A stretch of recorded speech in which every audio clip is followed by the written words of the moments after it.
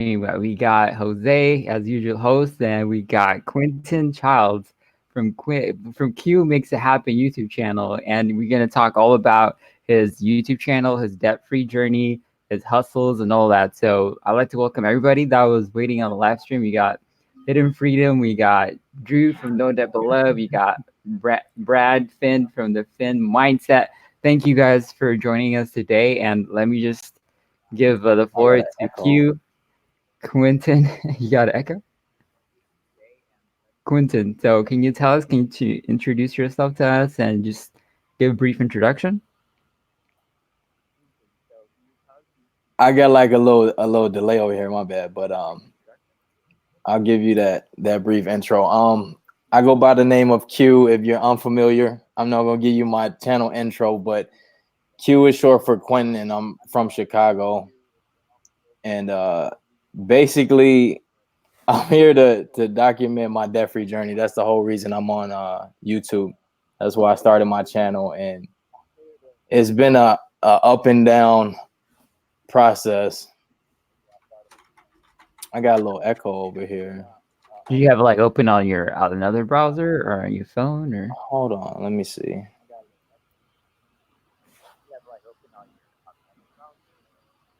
Yeah, I can hear it too myself. How about now? But hey, we got Gen X All right, it went hidden away. I don't investor. know what just happened, but it went away. We got J Mac. What's up? How's it going? Of course, Drew, Hidden Freedom. Yeah, continue. Basic introduction, baby. Quentin Oh Childs, yeah, man. so Q. I go by the name of Q. Q is short for Quentin. I'm from Chicago, so Midwest, born, raised, still here. Repping my Bears with the Bears jersey on today. Throwback, Brandon Marshall. Feel me? But yeah, I started a YouTube channel just to hold myself accountable. So I had about 33 grand in student loan debt, and I just got tired of having that debt, so I just started paying it off. And we here now. I got about 8K left, and it's been a crazy journey, but it's a part of me now. Like it's a whole lifestyle. What I'm doing right now. Awesome. So we got aspiring to be debt free.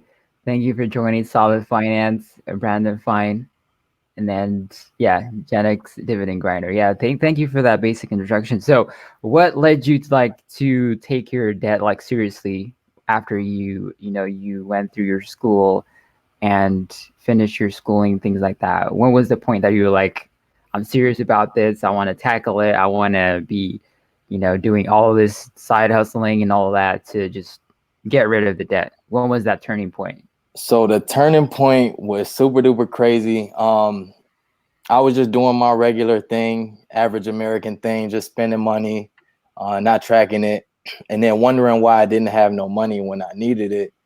So just constantly doing that, and then when it came time for me to actually want to do something, I didn't have the money. That's what really it made me turn the switch, because I was broke and I just got tired of being broke. Basically, I had all my student loan debts for years, and I ignored it.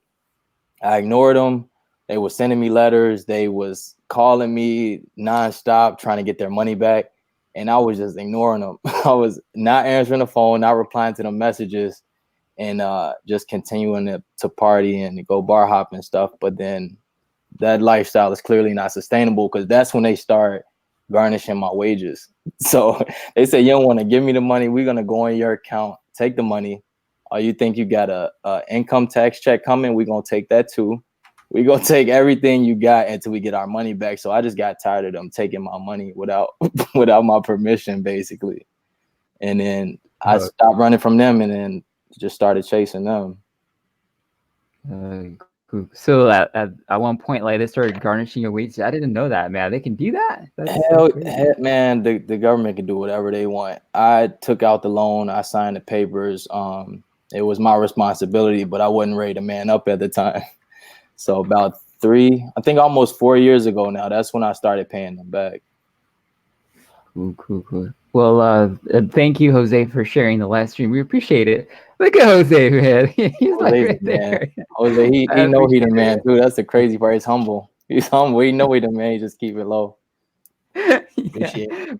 Yeah, but thank you, Shane. We got Tasha in the house. We appreciate it. Thank you guys for joining, and everybody, please like the live stream. We appreciate it. A lot of people can be able to join us and things like that. But let's go back to Q. So, what are the people that you're watching? You know, when you're trying to figure out when you're trying to get serious about tackling your debt, what are the people that you looked up to that inspired you to get started with it? I watched everybody, honestly. When I first hopped on, though, of course, I Googled fastest way to get out of debt or how to get out of debt in general. And your boy, Dave Ramsey, popped up. So I got thirsty. I instantly clicked on him, watched all of his videos and got hooked. I watched every video possible. And I learned a lot from him. I even bought one of his books. I read The Total Money Makeover, etc. I went through that whole process for over a year, and then it helped me. I ran across Grant Cardone in the process. I ran across Gary Vee in the process. I ran across all the big name money people and entrepreneurial people, and that's who I was following. Like, I wasn't even following a lot of small channels, but I think just learning from them, that's what really put the fire under me. Cool, awesome. We have Victor V Universe. Thank you for joining the last stream. We appreciate it. So you started following all these big names and things like that. Yes, sir. All the big And names. it would be okay, Grant Cardone, Uncle G, and all that. But who was like the main person that you look up to up until this day, that you follow the strategy and everything? Let's see. Up until this day, I don't think anybody, weirdly, like Dave Ramsey was my go-to guy. Literally years, maybe 2 years straight. I praised this man. I was trying to put people on because I got hooked on him, and then I couldn't stop talking about the man. Like, my girl was in the house, like, would you turn these podcasts off? Because I'm playing it through the Bose speakers, all the podcasts. I'm reading the book. She like, who is this guy? So I was hooked on Dave, but then a couple of things just didn't align. So I just went my own way. And after a while, you pretty much pick up on basically everything you need to know after a year, 6 months to a year. So I just stuck to the plan and just stay with it. I didn't really follow nobody else, honestly. Yeah, and I like Dave Ramsey a lot. Cool. He's got that financial peace program. Yeah. 12 weeks. Yeah, I took that back in 2007 when I was stationed in Iraq for the second time, and it was a great program. And I like his snowball effect when you pay the little ones first, so you have that money left over to pay the big ones and stuff like that. Kind of like snowballs down, get rid of debt. So great. He's a beast. That helped me a whole lot. So he basically gave me most of my tools, pretty much all of my tools, and then I just implement here and there from just the community, because I never watched any small channels until I started my channel, and that's when I realized we had a community. So now I watch all of you guys, and I just be picking up little gems from y'all here and there. Cool. Drew saying, helping someone move. Oh, I think I can hear an echo a little bit, but that's okay. Drew saying, I'm helping someone move. I'll be dipping in and out. It's all right, Drew. It's all right. We know that you watch. You're loyal. You're an OG, brother. We appreciate that. But let me ask Drew one question. What did you study in school, though? Can you tell us about what was your major, and did you work after you graduated within the major that you graduated, things like that? So I got an associate's degree in applied science, which is basically electronic systems, working with math and science and English, put all those together. I honestly couldn't even tell you what applied science is. Like, I went to school due to pressure. My pops was like, you either gonna work or you gonna go to school. You're not gonna be just sitting in my house doing nothing. So that's what I did at 21. And when I got that degree, I had went to 4 other colleges prior because I just wasn't trying to go. I knew for a fact I didn't want to go, but I only went to make my pops happy. So it's kind of like a family pressure. Yeah, it was tough, and I was on the fence, but then again, like, that's how much respect I had for my dad, but I couldn't speak up for myself at the time. Like, I was living under his roof, and you got to respect that. That's what he wanted. he wasn't asking me for rent at the time or none of that. He just said, go to school and figure it out, because I was just doing everything but that. And that's what I did. It took me 16 months to get a 2-year degree, and that's where I got all my debt from. Cool. So after you finished school, did you find a job that was related to, you know, what you studied, applied science? Was it like specific to any kind of, you know, jobs, or like, I think it's very general, like applied sciences? Yeah, so I had one job, literally one job in the field. I graduated in 2010, and they had a job placement program in the school. So as soon as I graduated, I was hooked up with the job placement department, and they got me a job. So I started working at this one company doing like soldering and putting together fire alarm systems, because with EST, you deal with Fire&Berg and home theater, car audio, stuff like that, CCTV, any type of electronics. That's what I went to school for. So I got that job, and 3 months later, I got laid off. So I got laid off, and I actually never worked in the field again. It was weird. My brother got me a job at the dealership after that, and that's where I've been for the last 9 years. Cool, cool. So we got Mario. Mario saying apply science seems like you just apply science to it. Okay. So, Exactly. I can't explain it, man. I didn't really retain much. A lot of the stuff I knew already, but I just wanted to go.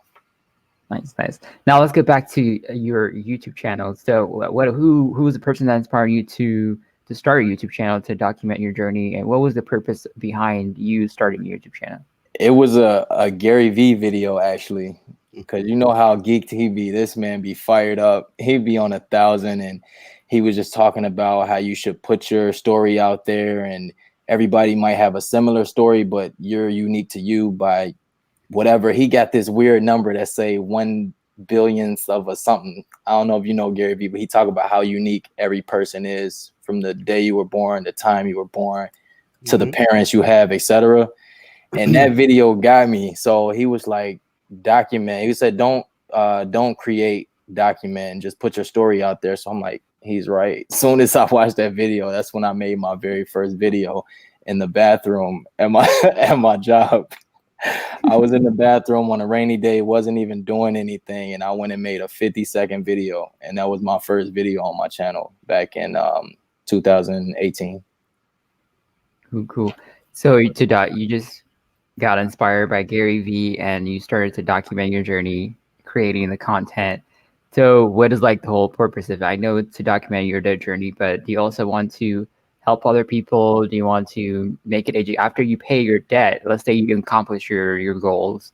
What's like the overall purpose of like your channel?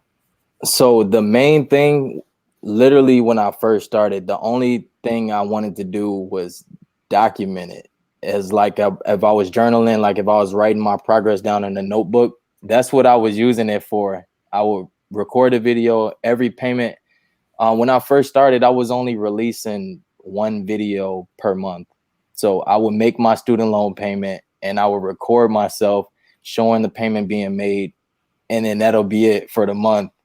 And then I just got like 5 subs, and I got excited. I thought I had an audience. I'm like, bet, it's 5 of y'all. Let's get it. We out here. So after that, they started asking me questions, and they started having input. And that's when I said, okay, so my story is resonating. Let's take it to the next level. And that's when I really, really got serious with it. So it wasn't intentional, but now my goal is just to continue to inspire and continue to motivate myself, because when I put it out there and the feedback that I get, it just lets me know that I'm doing something right, basically. So motivation and inspiration, all of that begets each other. So you put it out and you get it back to keep going.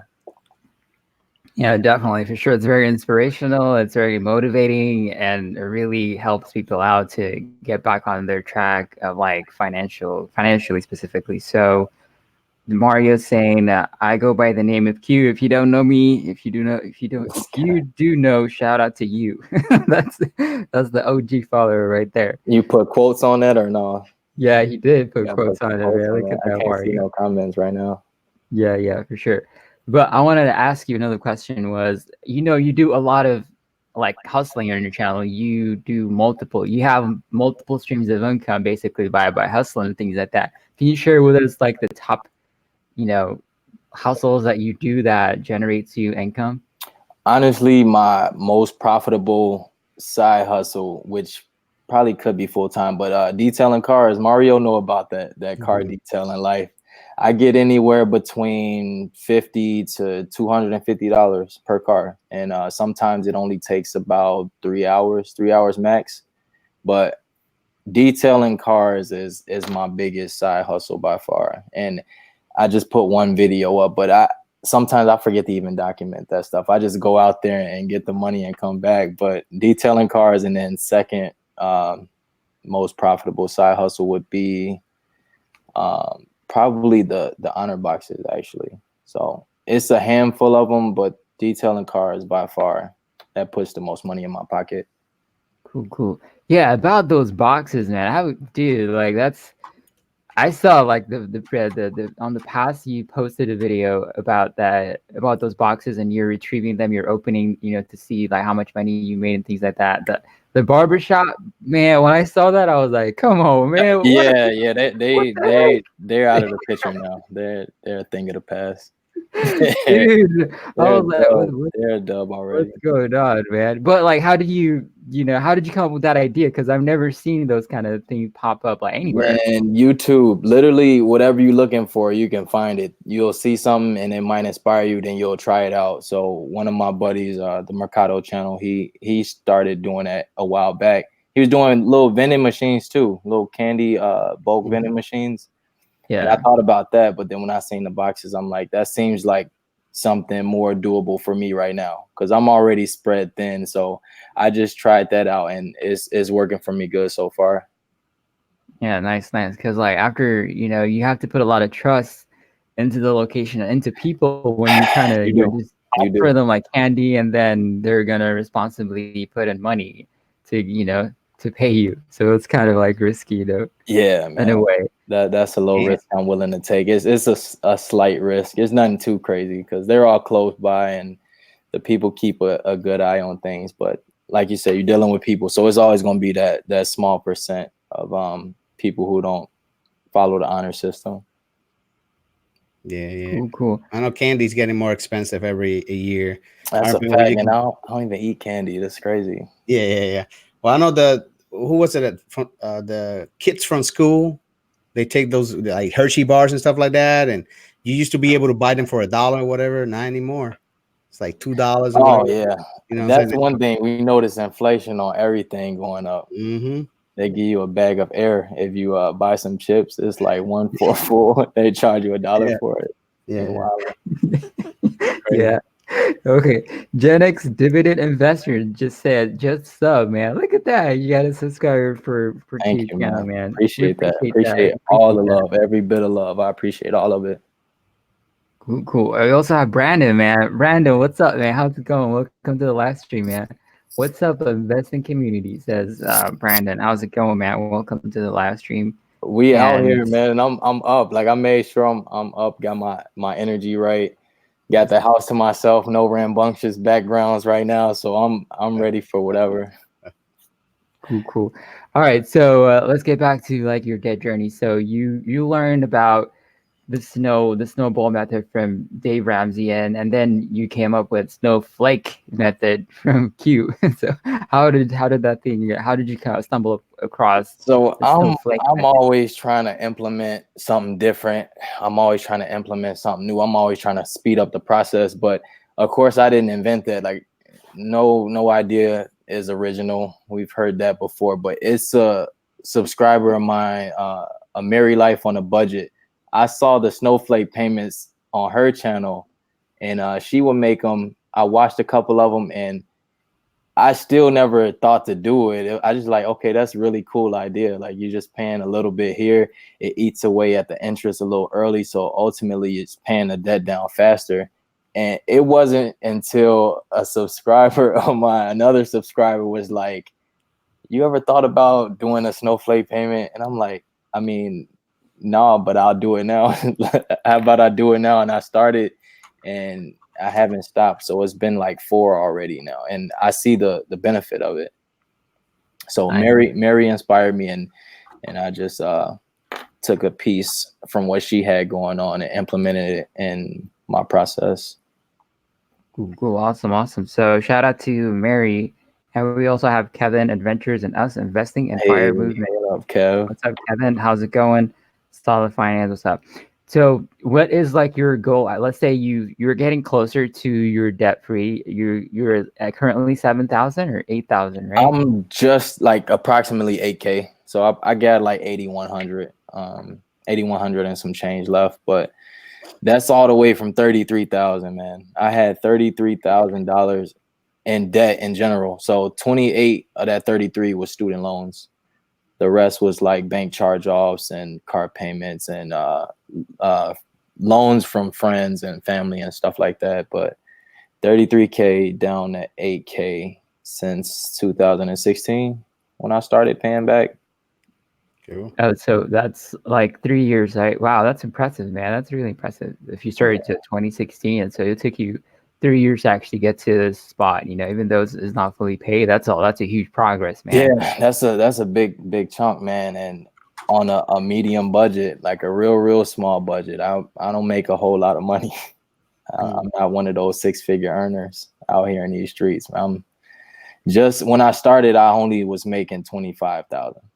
Just to be transparent, when I very first started, I was making 25K, but I was just working one job and that was it. So when I really turned up, I got another job, and that's when I went full steam ahead, picked up another job and just started doing all my side hustles. So that helped me get all the headway I needed to make. Cool. So Shane is saying as snowman payments, that's what I'm calling my debt payments. And Mitch is saying, just listening on the sidelines, waiting for Hurricane Dorian at Kennedy Space Center in Florida. Man, yeah, you gotta be Mitch, man. Stay safe out there, man. Yeah, stay safe out there. I can't stop hearing about that. By the hurricane, right? Yeah, setting up to the docks. Yeah. So now you're getting closer. You're getting closer to paying off your debt. Are you starting to see the light at the end of the tunnel? And are you started to like make plans of like, hey, once I pay off my debt, this is what I'm gonna do. I'm gonna start investing, open up M1 Finance using Jose's link and Robinhood. I've been thinking about all of that, and what's crazy is I'm actually getting scatterbrained a little bit. It's nuts, man, because the closer I get, I haven't really had time. I still don't get as much time as I need to think. Like I write a lot of stuff down because I'll forget stuff. My brain is always full of thoughts and ideas, and definitely when I get out of debt, I want to invest more heavily. So all the extra money I'm paying towards my debt, I want to put all that towards investments and towards building up a bigger emergency fund and stuff like that. Saving up for some real estate, a whole lot of stuff. So I can't really specify what I'm gonna do step by step when I'm done, but I know I'm gonna do all of the above of what I just mentioned. So investing, saving, and just working towards entrepreneurship, changing my career path, because I've been trying to do that, but I got too many financial obligations to do anything abruptly right now out of emotions. Yeah, definitely. Now you're just laser focused on your debt-free journey. I want to ask Jose though, did you get the I know somewhat Derek used the link. Did you get paid with everyone? Did... No. I was talking to Kevin. He said it might take like a week, but yeah, I got $10 from Derek. It's on the way. It's on the way. It's the way, man. Damn, man. M1 Finance be tripping, bro. They should. Them referrals go crazy though. Them referrals go really hard. Yeah, it's not like instant. I want to say it's very important to have an emergency fund, man. I was a cop for 2 years, and I didn't like it, so I quit in April. And because I had a little, savings and emergency fund and investments and stuff like that, I haven't worked in 5 months, so I'll be chilling at the house, playing video games or whatever, But it's running low. I'm gonna start working again, again here soon in the next couple months or so, whatever. But I wouldn't been able to, just chill at the house for 5-6 months if I didn't have, like you said, an emergency fund or at least a Robinhood account or something. Yeah, see, I know it's important too. That's why, like, I'm trying not to lose sight of that, because that was always my thought, is just to follow the baby steps. Yeah. And then once I got so deep into it, I didn't stop following them, but I haven't looked that far ahead. It's just, I'm like, all right, I know I'm going to need an emergency fund, but I want to get these investments popping. I want to do everything so fast. So I always got to scale back and just chill out sometimes, because I get thirsty. I get ahead of myself a lot. I get ahead of myself way too much, actually. So Brandon is saying, Q, I would look into getting into a factory and distillery that are unfilled. You can work your way up, pick up a trade, and make it 6-figure easy instead of working 2 jobs. Work 1 job you can get over time, which is time and a half for them extra hours. Cool. That's a good plan. Is there those kind of companies in Chicago? Man, we got everything. This is like one of the biggest cities in the U.S., so there's everything. That's another thing that I don't necessarily regret doing, but I could be taking advantage of that. I've been back and forth with the railway, because they're another 6-figure paying job that doesn't take a crazy degree, and you don't have to work 2 jobs if you working at a place like that. So I'm doing it, even though it sucks. And that's, I think, another reason people take a liking to me, because I don't complain about anything, but I do know that this is not easy. It's not easy, and it's annoying, and it's tiring, and it's trash. It sucks. I really dislike it, but I'm doing what I got to do. So Brandon is saying union. I meant union, not. Yeah, exactly. Union.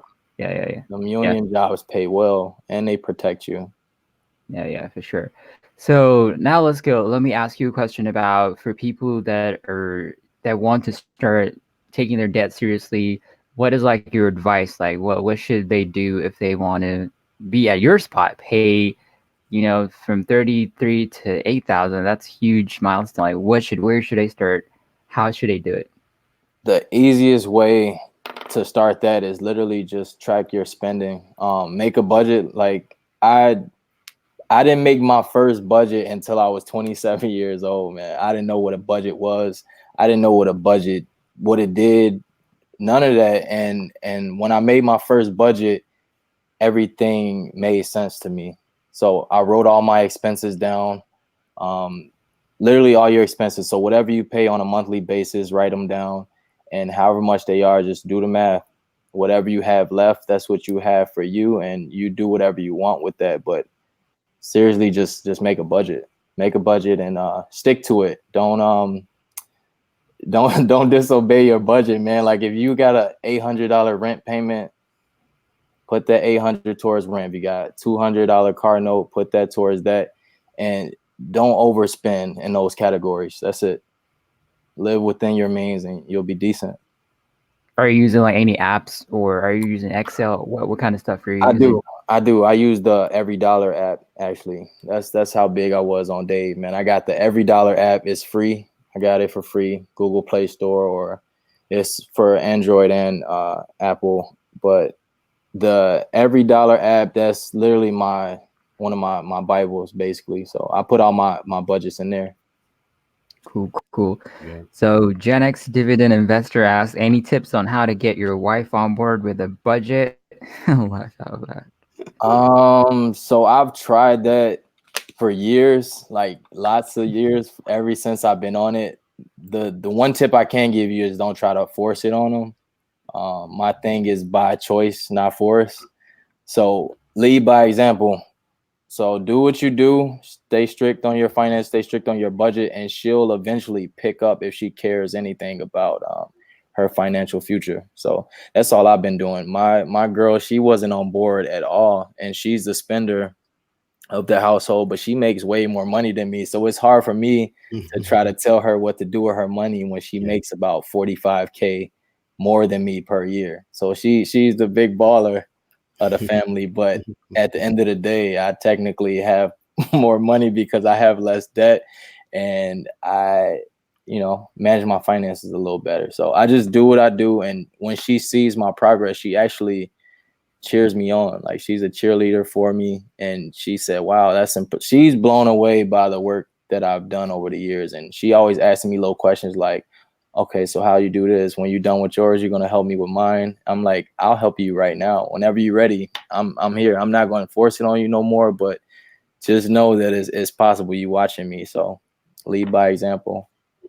Yeah, definitely. Yeah. Man, that's awesome, man. Lead by example, and people will definitely will observe and see you making progress, getting results, and that will basically will inspire them to do something similar to that. Victor says, "Hello Q, did you try any student loan relief program as suggested by No Debt But Love?"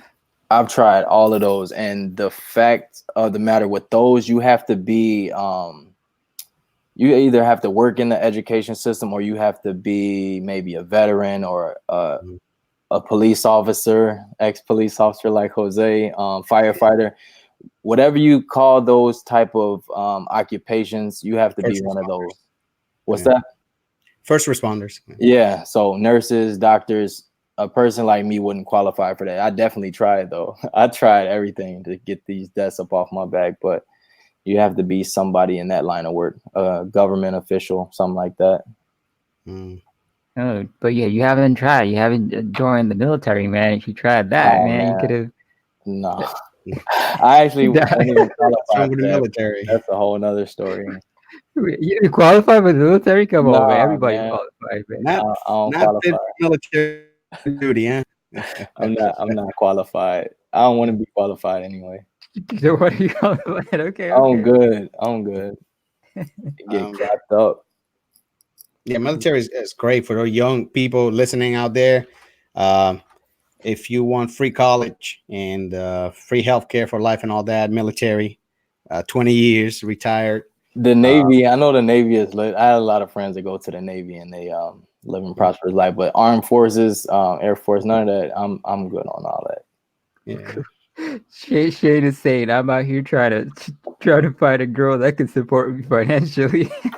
It's Come tough. on, It's come tough. on, Shane. And then Mario saying, "Shane, that's the goal. Get a female I was boss." gonna say the women actually got it these days. They're I think they're above men or just neck and neck from where they came from, because we all know like man is typically the breadwinners, but I'm definitely not that, and I know a lot of women who are the breadwinners in their household. They're making a lot of money Yeah. these days.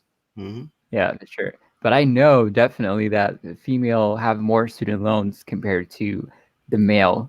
It's like the difference is like I think $15,000 and things like that. The average for a male is like close to 16 or 17, but for females it's like close to 30 or 20, 25. I read an article about that. That was quite interesting. Hey, how we got Berg Corner? Yes, I made it. What's up, guys? How's it going, Berg? Welcome to the live stream. So everybody, like the live stream if you can, and also if you do not have Q's channel, I'm gonna drop the link. You can go and check it out, because if Q can make it happen, you can make it happen, right? That's a fact. Right, That's right, a fact. Jose. You can make it happen. 1,000%. And don't tell me you can't. Don't even fix your lip to tell me you can't, because if I'm doing this, I don't want to hear nothing. I don't want to hear nothing like that. Good. How did you come up with that? If you can make it happen. It was just natural, honestly. It just rolled off like that. I used to rap too, actually, because what black guy didn't bust a couple flows here and there back in the day. But I used to rap, and I write a lot. So I used to write a lot of music and do a lot of journaling and write certain poetry pieces and stuff like that. So I write in my spare time right now, and I'm just big on rhyming. I'm a hip hop head, so I listen to a lot of rap music.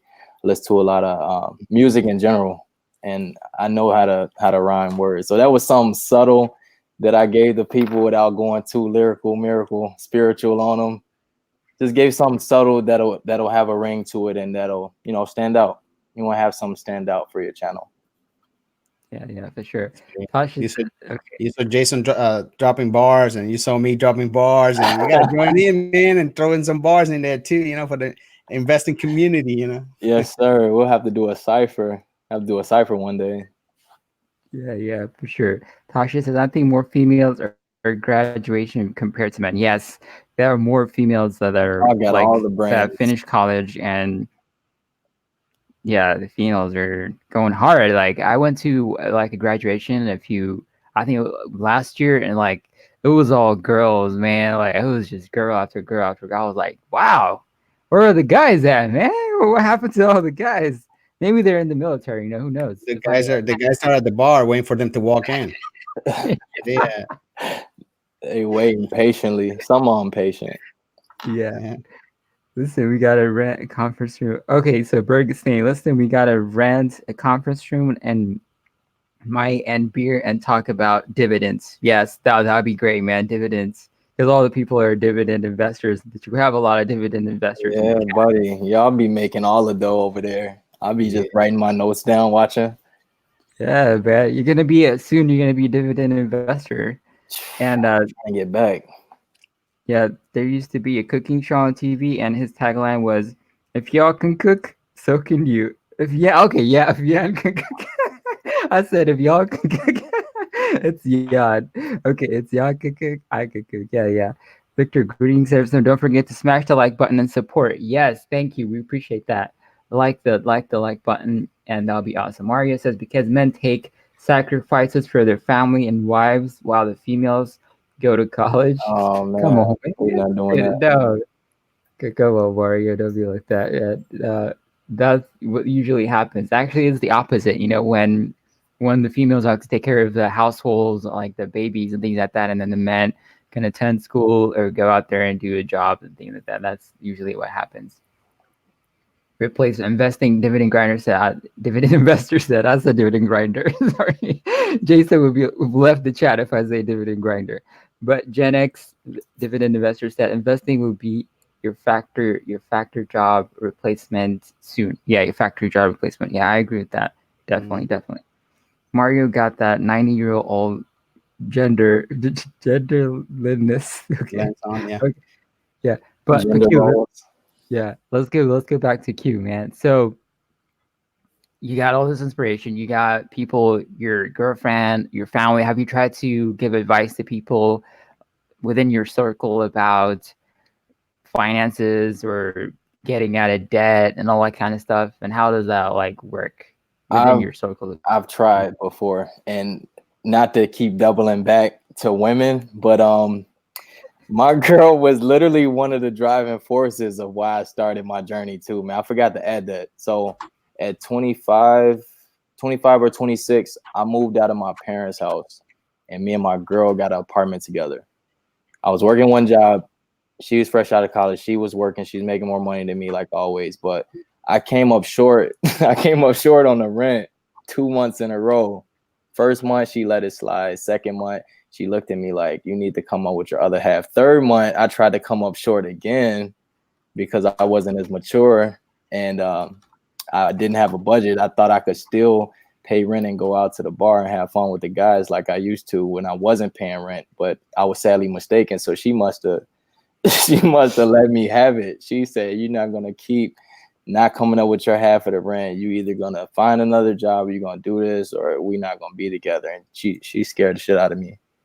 And that right there, that made me turn up. That's when I went and got my second job and turned everything around. So I tip my hat to my girl for that, because nobody else would tell me anything. They would just let me be a bum. They would let me do whatever I wanted to do, but she wasn't having that. So she helped me get it together, honestly. Cool. Shout out to her, man. If she's watching, man. Shout out to you for making an impact on Q's life and turning. That was like a turning point, I guess, in a way, right? It's real, and no woman want to do it with no money anyway. So that's a fact too. But my bad for that tangent. What did you ask me before that though, or after? Well, after that, I just asked you, like, have you ever tried to influence the people around you within your circle? I definitely have, and I still do to a degree. But like I said, you really can't force your agenda on anybody. You could just do what you do, and if they jump on board, they jump on board. But I always will tell people what I'm doing, because literally I disappeared. My whole group of friends that I used to hang out with, go to the clubs with, go to bars with, I just disappeared. I ghosted all of them because it was no way I can continue to party how I was partying. I wasn't making that kind of money, and they kept asking me like, why you don't come out with us no more? It's like, I'm trying to save money, I'm trying to pay off debt, I'm trying to build wealth, etc. But they didn't understand that. Yeah. So now, a couple years down the road, they're more receptive to my lifestyle, because at first they thought that I was just being shady and I didn't want to hang out with them, but they didn't understand that I was getting my financial house in order. That was tough though. That was a real tough time. It was real nasty arguments from that.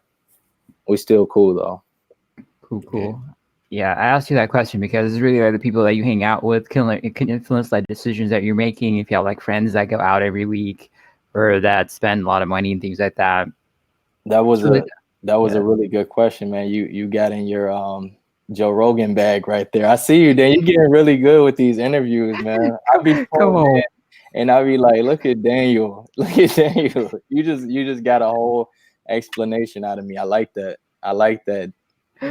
But that's a fact. I tried to, and now I don't try as much. I just tell them subscribe to my channel, because everything that I tell y'all in person, I talk about on the channel. So if y'all really want to get invested to what I'm talking about, the videos are all there. So that way I don't have to keep repeating myself for them to not do anything about it. Yeah, cool, awesome. So Gen X Dividend Investor says, Q, it's great to see you realize that you needed to change and then changed. And at young age, your future self will thank you. Have you started focusing on investing yet? Focus, no, but am I investing in things? Yes. It's not my main focus, but I definitely have a 401k through work, and I just closed the stash account that I had because I know there are better brokerages out there. So I had a stash account for a year that I closed, that I was just not trying to pay that $1. They charge $1 per month. I know you got M1 Finance and you got Robinhood, so eventually in the future, I'll jump into one of those, but I still got to brush up on my investing skills. So I'm going to be watching all of y'all and stealing and taking notes from y'all. So yeah, that's definitely what I'm going to do moving forward. Cool, man. So Shane is saying, I went out to eat last night with friends and spent $8. I'm out of control. Come on, Shane. Come on. Man. These guys are baller. Let me make something very clear as well. Investing is not just investing in the stock market. You know what I'm saying? You woke up this morning and, you went to the gym. You invested in yourself right there, a couple of hours in your health. You, got on the computer and you did a few courses or classes or whatever. You invested on your brain right there. You know what I'm saying? You on YouTube, this platform right here, you got 1,000 subscribers, 2,000 subscribers or whatever. You investing on your future on YouTube or whatever as a thing. As a creator. So it's not just investing, money in the stock market. Every day we invest a little bit on ourselves to better ourselves and for the future. You're right about that. You're definitely right about that. I definitely go to the gym and invest, like you said, sleep. And I be up sometimes at like 2 o'clock in the morning, editing videos and stuff. And just to have it out by the time I get ready for work. So this YouTube thing is a grind in itself. It's almost like another part-time job, honestly. Yeah, definitely. Now you have a new circle of people online on YouTube. You can watch, if you want to get more inspiration, you can just watch another debt-free journey channel that you personally like. And, there are lots of them out there. What's like your favorite though? Let me ask you. Give us like top 3 or I'm on YouTube more than anything. Like, I don't watch real TV ever. I might throw a movie on. So I have Netflix. I use my best friend's passcode. So I don't pay for Netflix. I don't pay for Hulu. I don't pay for cable. And I'm on YouTube. But when I'm on YouTube, I'm a big what's his name? Graham. Y'all know Graham Stephan? Yeah, I watch a lot of Graham's videos, and I also watch what's his name? Gabe Bolt is another good one. But other than finance channels, I watch a whole lot of motivational. I like to watch a lot of Eric Thomas. So E.T. the cool. preacher. Yeah. I watch Gerard Adams, Tom Bilyeu, Impact Theory. I watch a lot of mindset stuff because I feel like I got the finances not necessarily down packed, but all of that aligns with just your mindset. So I work on that because I feel like I got the finances is second nature at this point. So my budgeting is second nature, my numbers and everything of that I don't really have to focus on as much because I've been doing it for so long. But now I'm just focused on keeping that momentum going and keeping that stamina, because this thing it don't stop. It really never stops. But when it comes to accomplishing goals, it takes time. So I just watch a lot of self-help stuff to keep going. And that's good. That's good mindset, man. Like, you ever seen the people that win the lottery and then they broke like 2 months later? Yeah. Mindset, bro. It's all about the mindset. Money's not gonna fix your problems. You know what I'm saying? I got a little brother. He got $100,000 for some claim that he did or whatever. He hasn't invested $1. I'm like, bro, watch my channel. Oh my God, $100,000. You know what I'm saying? Nothing. And I try to get through his brain. You know, I try to tell him, when you run out of money, and you will, I promise you that you will, because money doesn't last. That's tough. Don't asking me for anything, because you got 100K, you didn't invest not even a single dollar. I don't want to hear anything. He buying cars, you know, and motorcycles, and, you know, and eating good every day or whatever. I'm like, all right. I just want to make sure you write it down. On this day at this time, my big brother told me to take $1,000 and start a Robinhood account or whatever, and I didn't because I didn't want to, because I'm cheap or whatever. Now I'm out of money. I write it down. I will not call my big brother to ask him for money. Write it down right now. We all used to do that too. How old is he, if you don't mind me asking? He's 26, 27, something like that. Oh man, that's still young, but still. I made sure I tell him and I explain it to him so he knows, and then I wash my hands like Pontius Pilate. Mm-hmm. You know what I'm saying? I don't want that shit. I don't want that coming back on me. You know what I mean? Because I helped him enough. So, yeah. Cool. Yeah, man. You should suggest for him to watch. You know, there's this Russian guy, Andy Chick or something. I forgot his name. Yeah, Andrew. Yeah, his account is like 100K plus, and he gets dividends like from $600 to $700 every month. You know, you can if he's not, you can get 10%. You can get $1,000 every month for 100K, but that's not very, you know, $1,000 a month. You know, that's not very appealing to him. He's not thinking in the long run. You know what I'm saying? I can turn this $100,000 to 150 to 200. You know, he's not thinking that way. He's just thinking, I want to have fun right now. So I'm like, all right. Yeah, for sure. Right. Yeah, you should definitely send him a link to your channel or anybody's channel, to be honest with you. So Andy guy is y'all talking about. I may have watched a couple of his videos, but I watch so much stuff that I get lost in it sometimes. Yeah. He's like a magician also at the same time. Yeah, Gen X dividend grind. Dude, what the heck is like? I'm trying to say dividend grinder. What the heck? Dividend grinder. It's Jason's rap stuck in my head, bro. Okay. Great. Gen X dividend investor said, great that you are doing your 401k. Hopefully you're getting matching funds. The best thing I did was start investing at a young age.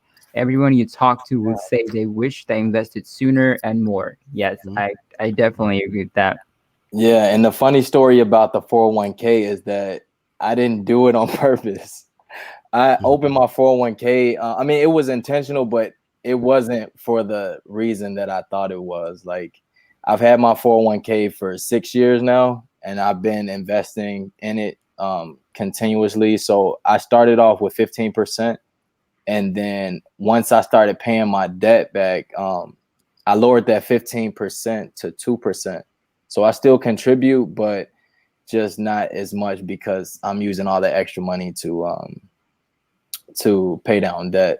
But I opened the account to just have an account in general. Before my 401k, I didn't have any other account. Like, I had a Chase account that I ran into the ground, had all these overdrafts, and they closed the account. So I couldn't open a bank account anywhere. So in order for me to try to save some money, I just opened my 401k. I felt like if I put money in there, I wouldn't be able to touch it. So I would, ultimately save money, but I didn't realize that that wasn't that type of account. And now when I did my research and learned about it, I'm like, okay, I'm glad I did that now, because I understand it's definitely a match involved too. So I get money from my job from contributing up to 2%. That's awesome. That's awesome, man. Yeah, don't close that. Don't close that account and things like that. That's if they match it and things like that. That's really awesome. Mitch is saying, I really enjoy listening to younger investors. It's nice to see people who are willing to reach for their goals. Thumbs up. Yeah, thank you, Mitch. We appreciate that. Also, thumbs up the video, everybody, if you can. We appreciate that too. Speaking of like the banks and stuff, I thought like banks are competitive to get customers to open up accounts with them and things like that. How do they know that your account with Chase is kind of banned or fees and things like that when you try America and things like that? Like, how do they know that? Do they know that? I don't know.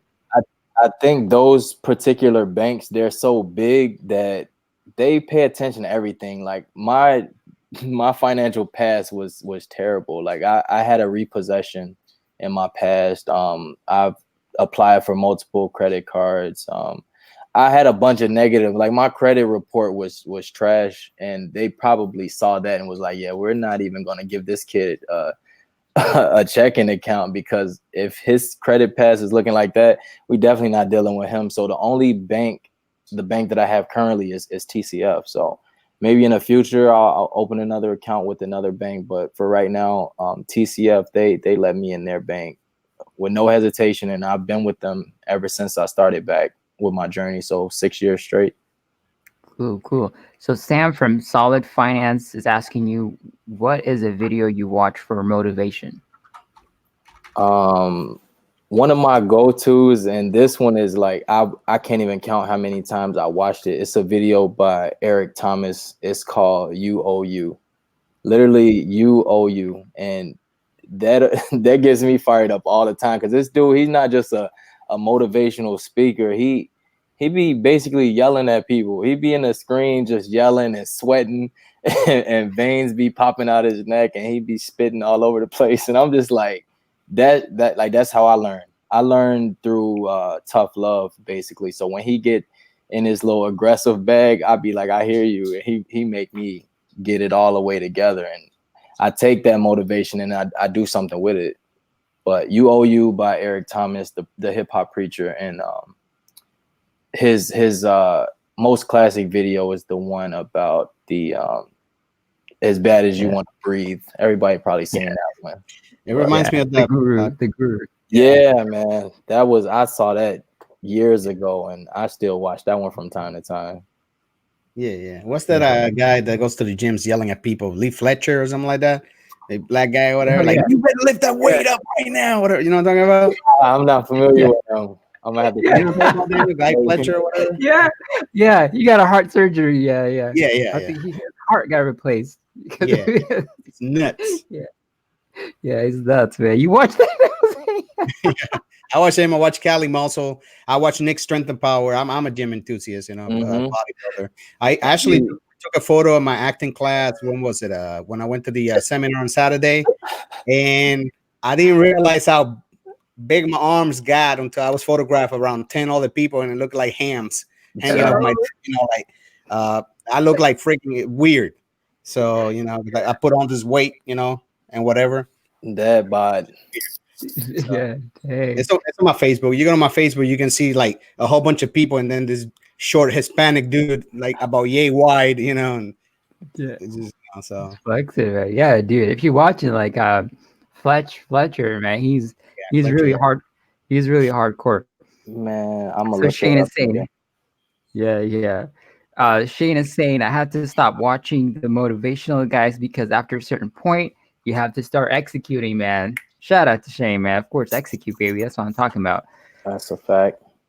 Yeah, so Solid does. Are you chasing? So Mario is into a lot of Grant Cardone content. So he's saying 401k is not, good or whatever. But yeah, I know you've been to Uncle G's. You've been drinking Uncle G's Kool-Aid too, right? Yeah. See, I picked up Uncle G for a minute, like for a hot 6 months, and then I put him down because this guy said start off with a 12 units, and I'm just like, bro, I don't have the 12 units money, and I don't have no credit at the time. But I hear you. I hear everything you Yeah, saying. he's on roids. He give you that abundant mindset because he wants you to just go for everything, like go homeless if you have to. I'm like, damn, I'm not that brave yet, but I hear you and I understand him. So everything he says makes sense, and clearly it works because look at the position he's in. But I still go back from time to time. So Young Hustlers, I used to watch a lot of the Young Hustlers with him and Jared, and I still go in and out from time to time. But I feel like I'm not ready for him right now. When I get to that phase in my life, I'll probably go back and implement some of the strategies he put out there and some of the gems he dropped. But I just got to stay focused because I do too much as it is. Yeah, I agree, man. Uncle G is has a lot of energy, Yeah. and he's really into people that have already money saved up. He wants to invest it in different ways, But so what Mitch is saying, for you, Jose, saying your little brother could live overseas, Philippines, Costa Rica, etc. on the 10% from his 10K. Yeah, like overseas can go a long way. 100K can go a long way. Mario, good food, great women, Philippines. What more can you ask for? But mindset. That's a real thing, man. That's such a real thing. Give me 100 grand, I'm done. I don't have to work anymore. It's a wrap. It's so. That's my fire. A wrap. That's my fire goal. 100 grand. That's it. $100K at one time. Yeah. So Mario's asking, how old are you, Q? Man, so I know y'all heard me mentioning like back in the day and 25 and 26. Like I probably look like that right now, but I'm 31 years old. I am 31 and black don't crack. Shout out to my grandma for having that Native American blood. But I'm 31 and my birthday is November 27th. So I'm like a young OG. Me and Jose in a similar weight class. Yeah, we're we up there together, man. Cool. So Brad is saying, heading to bed. Q, have an incredible night, guys. Keep up the good work. Thank you, Brad, Thanks for taking the time. Shout out to Brad, man. He's a teacher. This dude's a school teacher, and he's a beast. He's a beast with the finance too, man. Yeah, great channel. Definitely.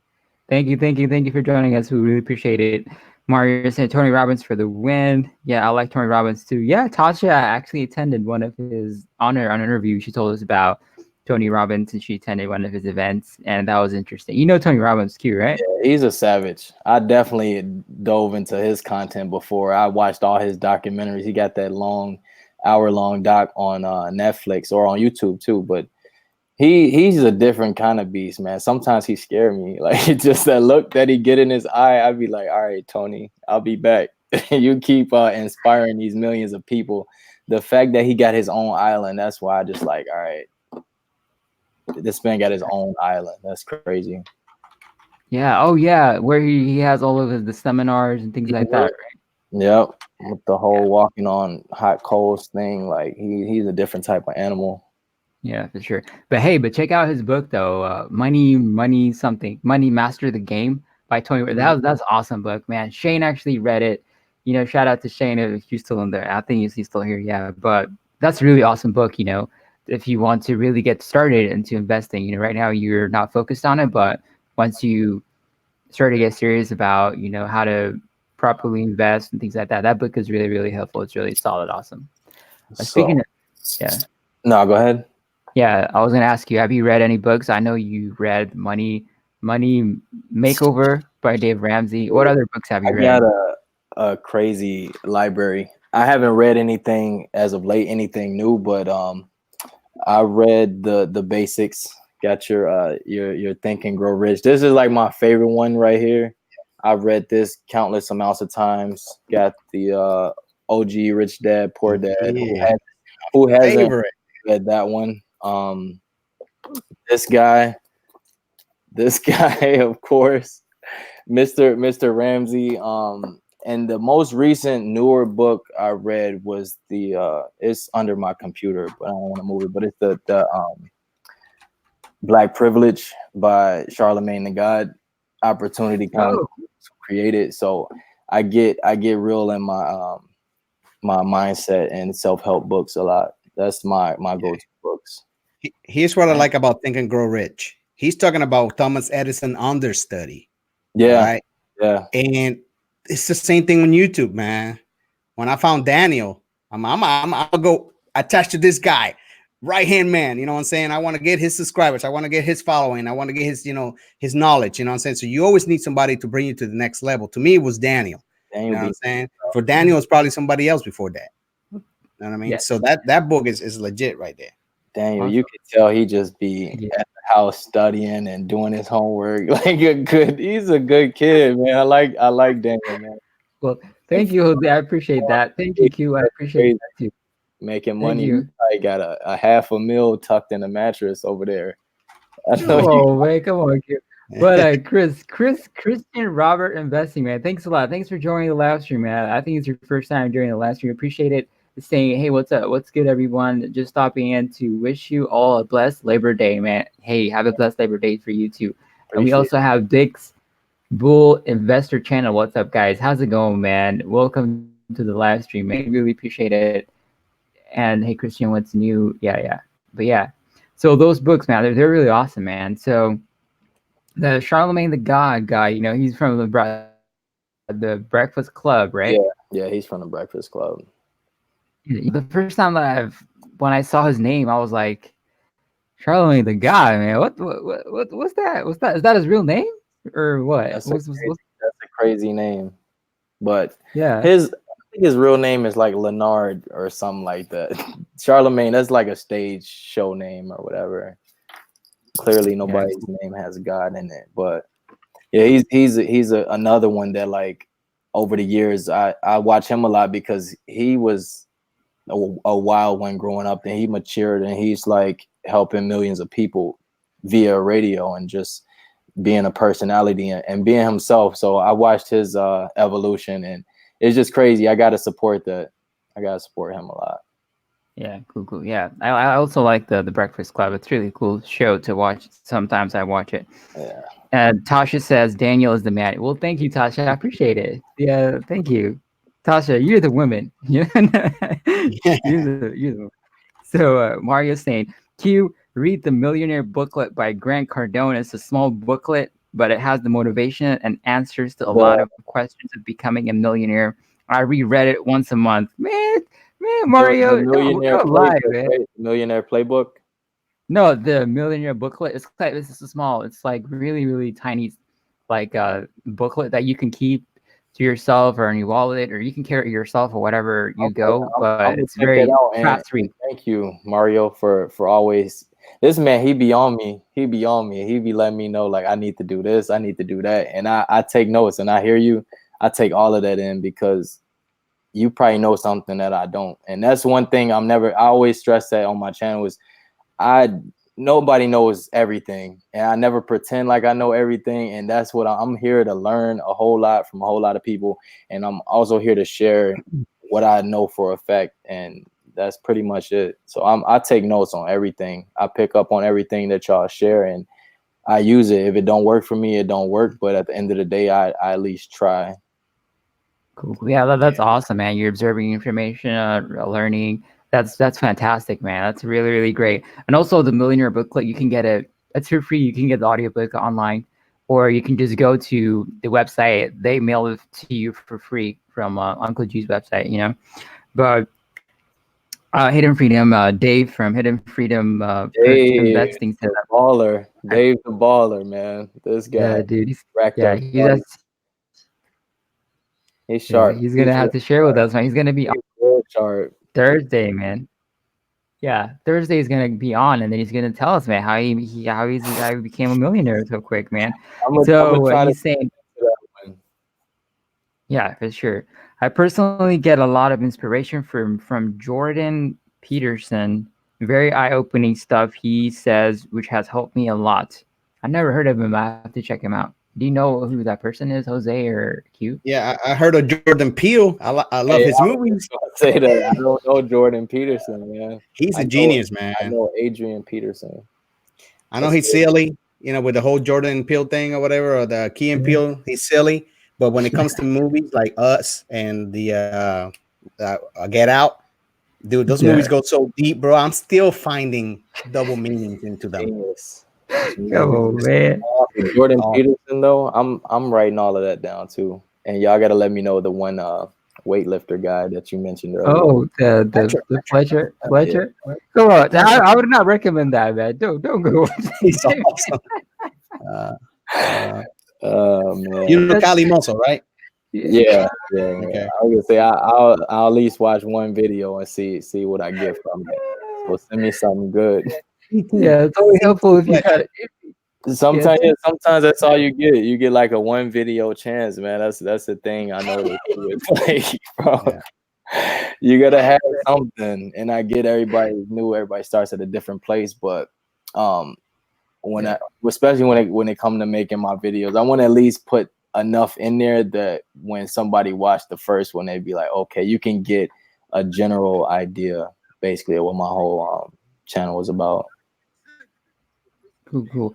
So speaking of that, like you go, did you open this video? I think I hear something, yeah. But so you go to the gym, you work out, right? Right, Q?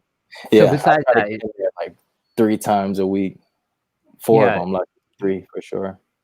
So you do a lot of activities to actually get that balance of like you're mentally, you're spiritually, you're everything. I mainly go for mental. Like I try to keep, I don't have that much body mass. Like I'm naturally just fit because I've been athletic my whole life, but I just go for the mental health and get that dopamine rush, man, get those endorphins going, and I leave out the gym feeling ready to conquer the day. Nice. So you go to the gym. What are the hobbies that you have? You write. You told us you write poetry and rap songs too, right? Yeah, I write all of that. Yeah, dude, that's awesome. That's awesome, man. You can definitely rap about it. I know this one guy. He was posted on Dave Ramsey's channel. He said, what was the name of the rap song? Don't say D1. I finally paid Sally Mae, something about that. D1. And what's crazy is that I had a plan, I had an idea that I was gonna write a song about this journey once I was done. And I Googled it just to see if anybody had done it. And that dude, D1, that's his name, D1. He got a song. I always say I finished paying Sally Mae back, etc. Yeah, and he toured around colleges and was getting paid to perform that song, man. It's just crazy. He snapped with that. He shot a real good video on it, and the video went viral, of course, and he did college tours after he was debt-free, performing about getting out of debt. That's nuts. Yeah. And then he paid back. He had a contract for that song or something, for an album or something, and then he paid back his loans and stuff. Yeah, but Italo Alves, how's it going? Welcome to the live stream. We appreciate that. So Shane is saying not much solid, but I should really give him some time. Good stuff on your channel. Olive, he's got a ton of good videos. I've seen a few videos from the channel. What's up? Yeah, but yeah, let's get back to UQ. So you do a lot of different things. What is like the main thing that helps you to have that balance? You work out, you read books, and you need to have that solid focus to just keep you set on your goals and your targets. What's like the one thing that you can't live without, that you have to do, that's like on your routine, that's really solid, that helps you every single day? Do you write your goals down every single day, or do you watch a certain video every single day? Like, what's on your routine, to keep you just like level-headed and just like focused? Do you pray or go to church? Right now, my main thing, literally the main thing, my cycle and my routine is so set to the point where everything sparks the next thing. So I get excited when I find 5 cents on the ground, because I think about, I'm gonna take that home, put it in the jar, add it up. And then after that, I get excited about recording the process. I get excited about uploading the videos. I get excited about getting the feedback from you guys. And then that process really just repeats itself, because I get excited once y'all pop in and show love on the videos. And you know, the progress that I see from it, all of that excites me. So other than that, I don't have any crazy rituals. I wake up, drink about 20 ounces of water per day. I take my multivitamin, I take a shower, and I go about my day. That's it. The gym, that helps me a lot, but I don't pray. I don't meditate. I don't do any of that. I tried meditation before. I might try it again in the future, but I never really got into anything like that too deeply.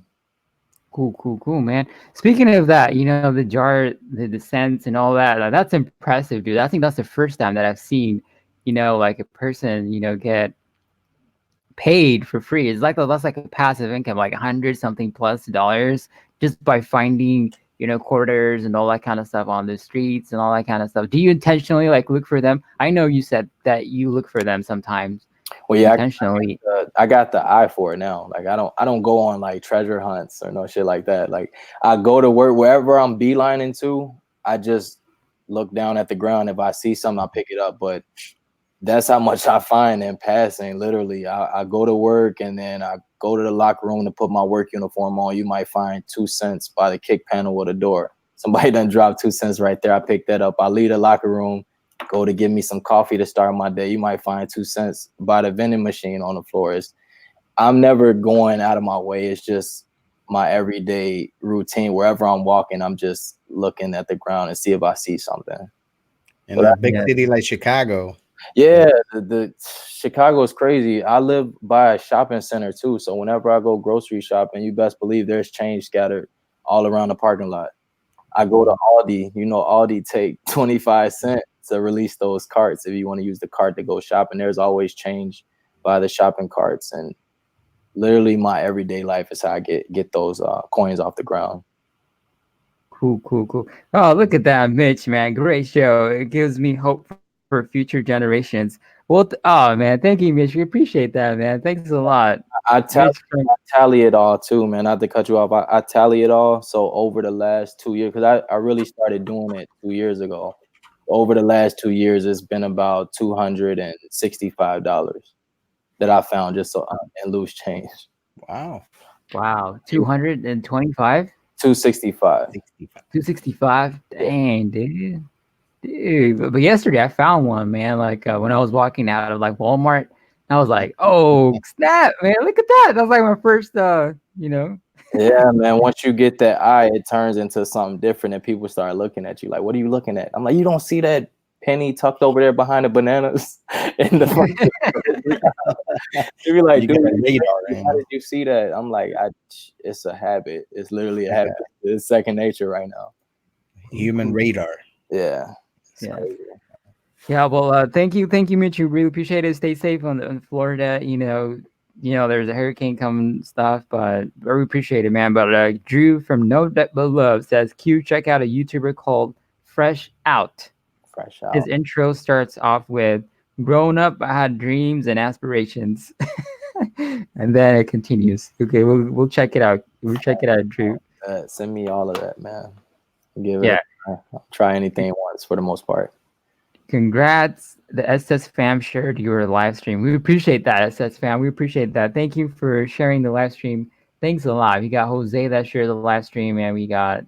Thank you for everybody asking questions too, man. Y'all asking some really good questions. I like being on the spot like that. Yeah, definitely. Please ask if you have any questions for Jose. I mean, for Q.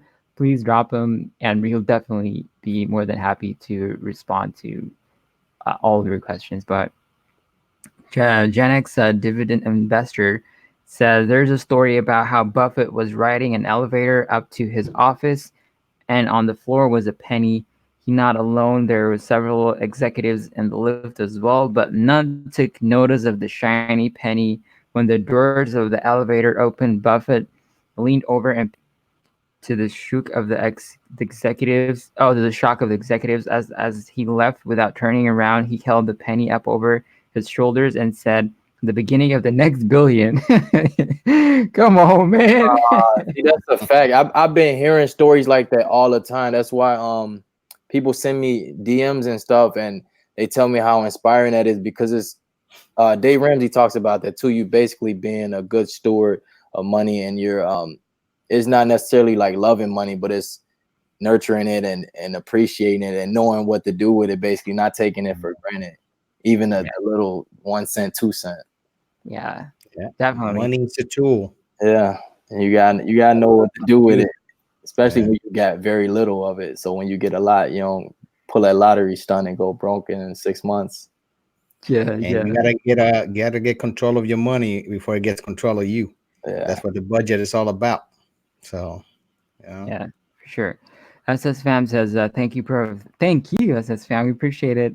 And still, Hayden Freedom's Drew says, Dave still driving the beat up old truck, living in the same house since 1915. Sam is saying Q's channel. Thank you, Tasha, for dropping Q's channel. You can go check it out. And he makes very, very inspirational videos about his dead journey. Really awesome. Man, I passed up pennies all the time. So much for that, man. Come on, man. Come on, Dave. I literally watch people do it. I'll see a penny, but then I'll sit back, and then if I'm walking with somebody, I'm like 9 times out of 10, nobody's gonna look down, especially if it's just 1 cent. They're gonna walk over it, or sometimes they might just look at it and then still keep walking. I'm like, you're not gonna pick that up. All right, I'll take it. Let me get that. And they're like, dude, it's just 1 cent. I'm like, man, all those just 1 cents is gonna be enough to pay one of your car notes this year once it all adds up. So that's how you gotta look at it. Like it was 20.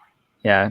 Tasha said, investing, nope. I gotta treat it like it was 20. It has the same value, as money. You can exchange it for, if it adds up in the future, you can definitely, its value is going to go up.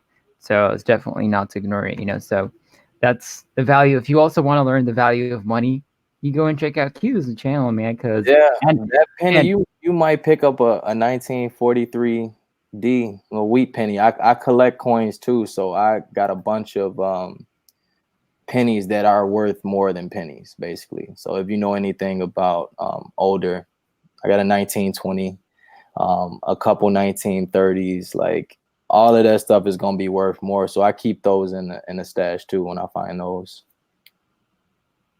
Cool. So Mitch is saying, Q makes it happen. I took my 18-year-old nephew to a casino in Florida while his aunt was in a BJ tournament.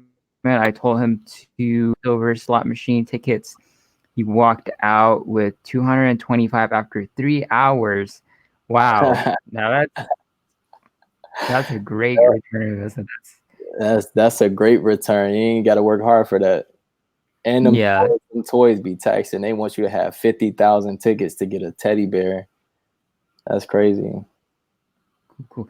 So what are some of the bad habits that you used to have in the past that you cut out? Like maybe going to the bar with the boys, trying to support the Bears, right? Is that the jersey you're wearing? Or the man, I paid $12 for this, man. Thrift store status. Authentic Brandon Marshall jersey. I'll take it. I plan on selling this on eBay, but I want to wear it first. But a couple habits I cut was eating out. I used to go out for lunch a lot. $10 a day, $50 a week, $200 a month. I cut that out. Now I just make my own lunch and take it. Another habit I cut out, I used to smoke cigarettes. I was a real cigarette smoker. I would smoke like a pack every 2 days. And in Chicago, cigarettes they're up to like $15 a pack right now. Damn. $15 a pack. So think about that. I was spending over $200 a month on cigarettes. So I'm like, you know what? Let me save my life and save some money at the same time. So I stopped smoking squares. Not necessarily cold turkey, because it took a few times. Like I stopped once for 7 months, went back, and then my girl helped me with that again. Like she is a behavior analyst, so she's big on positive reinforcement. She denied me action if I didn't put the cigarettes down. So I said, you know what? I need that more than I need them cigarettes, bro. Let me get them squares out of here. I'm too grown to not be getting action. But cigarettes now. What else? I stopped going out as much too. So I used to go to the bars a lot. Me and the guys would go to the bars. We do shots, rounds, whatever, go out, eat after that. But I ended up buying a PlayStation, and I stayed in the house playing the game. 2K. 2K and Madden. That's it. Yeah. That helped me a lot. So I invested $400 up front for the game, and I haven't touched that thing in like 2 years anyway either. But you know, once your girl get mad, you go out a lot. Then you go in the house and try to play the game all day. That's not about to happen either. You have your arguments like you're not going to keep dictating my life, but it's for the better. It's for the better. So I haven't played PlayStation. I use the game for Netflix now. That's it. Yeah. When I first got a hold of 2K11, I didn't sleep for 2 days, man. Oh my God. I was staying up for days talking about I'm trying to be a legend. I'm trying to get Legend 5 out here. I was L4 on 16. That's how I knew I had an addiction. I'm like, I'm playing this game way too much. Yeah. Too much. I was stationed in Germany the second time. Gears of War came out, and it was a Friday. I picked up a case of Heine's, Heineken at the shop at. Gears of War is dope. Yeah, I literally in Germany it was 9 p.m. and the sun came up and I was still playing, the game online on the teams, clans and all that. So then you go to work out, people asking what's wrong with you. You can't even tell them the truth.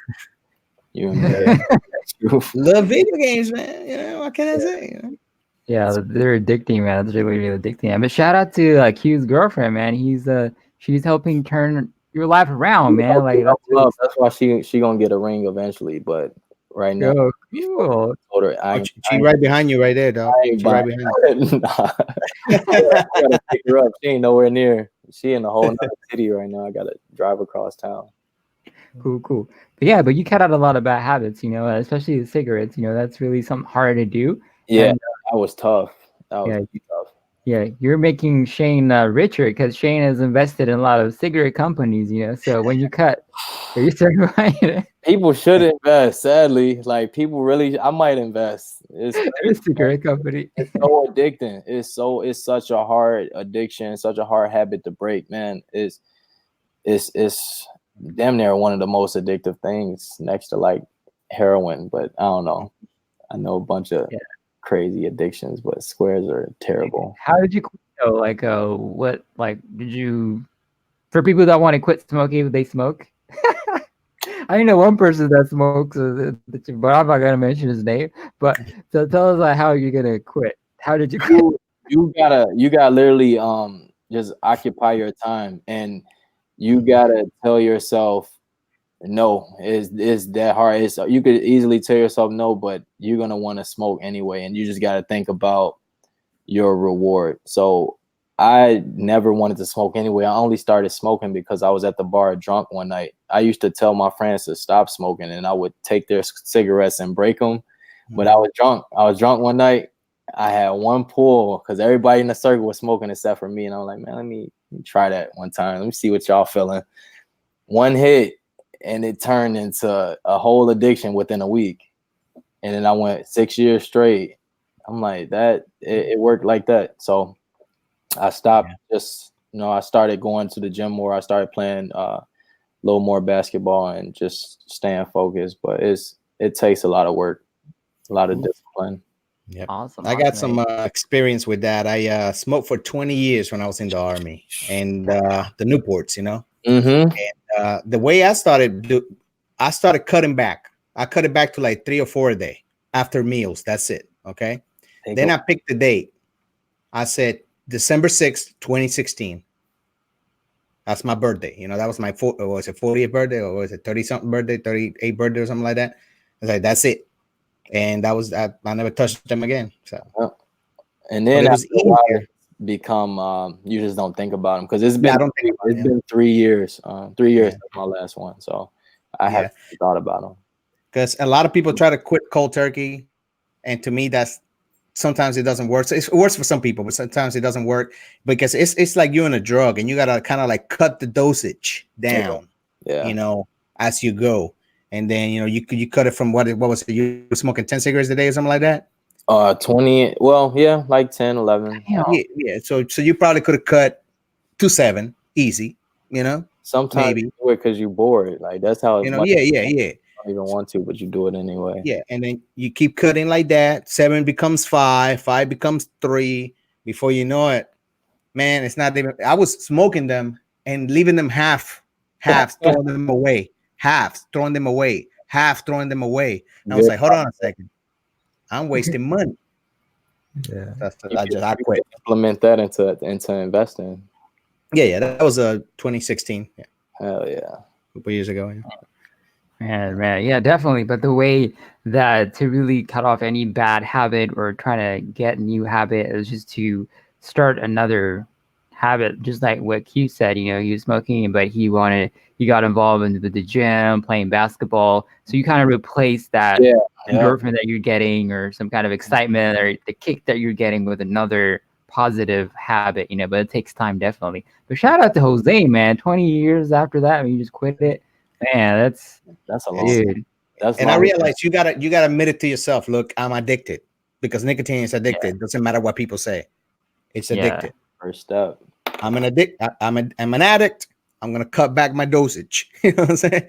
And I'm gonna do it myself. You know, and then I just, with discipline, you know, started going to the gym, stuff like that. You know, who wants to have a cigarette after the gym? You know, so, you know. So it's just, it kind of like it didn't mix. You know, it didn't go together. And stopped drinking too. Around 2015, I stopped drinking because I started going to the gym. So who wants to come, you know, go hard and work hard in the gym for 2-3 hours and then come home and drink, you know, 6 Heinekens at 2,000 calories? You know, like, so, you know, the good habits and the bad habits don't go together. So you got to let go of the bad habits and, you know, stick to the good ones and stuff like that. So, yeah, for sure. I agree, man. But it's kind of funny when there's some people, you know, that I play tennis with, you know, they're in the middle of the match. When people take a break and stuff, like they pop up a cigarette and they start smoking it. In the middle of a match and stuff. Because sometimes it can be stressful and stuff, but the savagery. It's kind of interesting, you know. But it's kind of like a stress reliever too, you know, in a way, when you get, you know, stressed out or very kind of a lot of pressure applied on you, that's like a relief. But the Mom's Earth is like, how are you, Rico? How about us, Mom? You're not gonna say hi to us. Doing good, Mom's Earth. She's a Rico. She went straight to Rico. No, I'm just playing. But hey, how are you, Mom's Earth? Thank you for joining the live stream. We appreciate it. Go check out Q's channel. Let me drop Q's channel to the live stream. Look at you, Jose, man. You're more popular than us, man. Rico Suave investing. Y'all better act like y'all know, man. He said, if you don't know, you're gonna know. Nah, just good people, you know. Good people, good subscribers, you know, that good people. Yeah. Definitely, man. So Q, your YouTube channel. So you're getting a lot of like attraction. Like you're getting how many subscribers? You're at 830 something or 20, I think.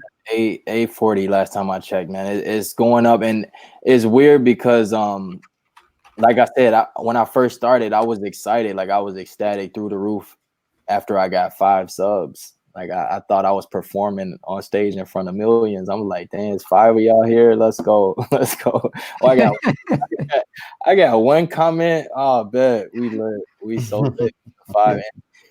It just little by little, and then sometimes it honestly it'll overwhelm me a little bit, because it's like I think back of when the first 5. I always think back to that, and of course things go gradually, you know, go up over time, but still, it's just I still can't wrap my head around it. But it makes sense, because that's what I set out to do at a certain point. It's just to gain a bigger audience. So I can't be surprised at that.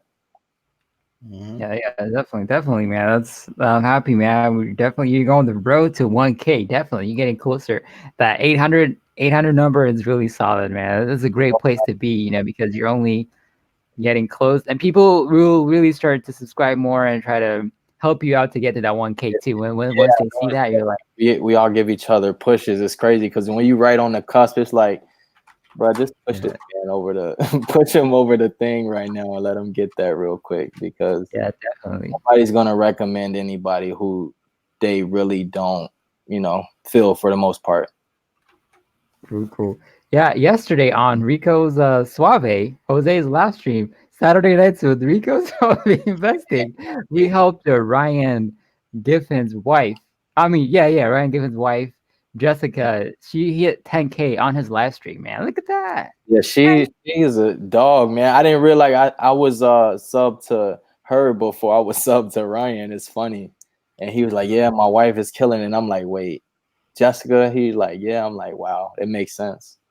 It makes sense. That's a unique last name to have. And I see how interactive y'all are on each other's channel. So shout out to both of them, man. They're killing it in the household as a couple. Yeah, definitely. Yeah, combined together, they have close to maybe 10.5 or 11K subscribers. Man, Yeah. look at that. Ryan will be out of here in no time. He just Definitely. He's new. Yeah, definitely. Learning time. Thank you, SS fan. We appreciate it. I appreciate it. Yeah.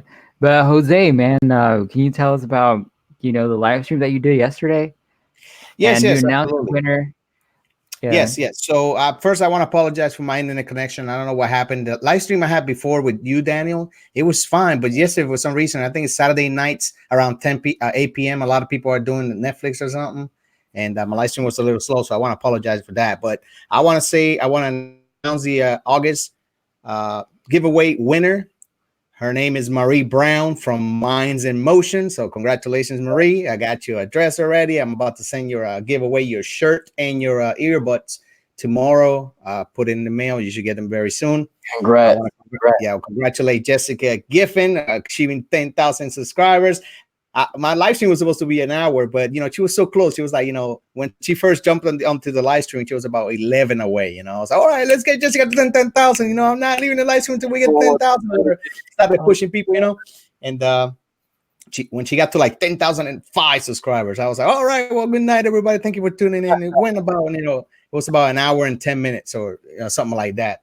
And we got it to 10,000 and all that. And as a gift to the Giffen family, I'm going to be mailing them a little Kurt Cobain bobblehead that I had over there in my music room.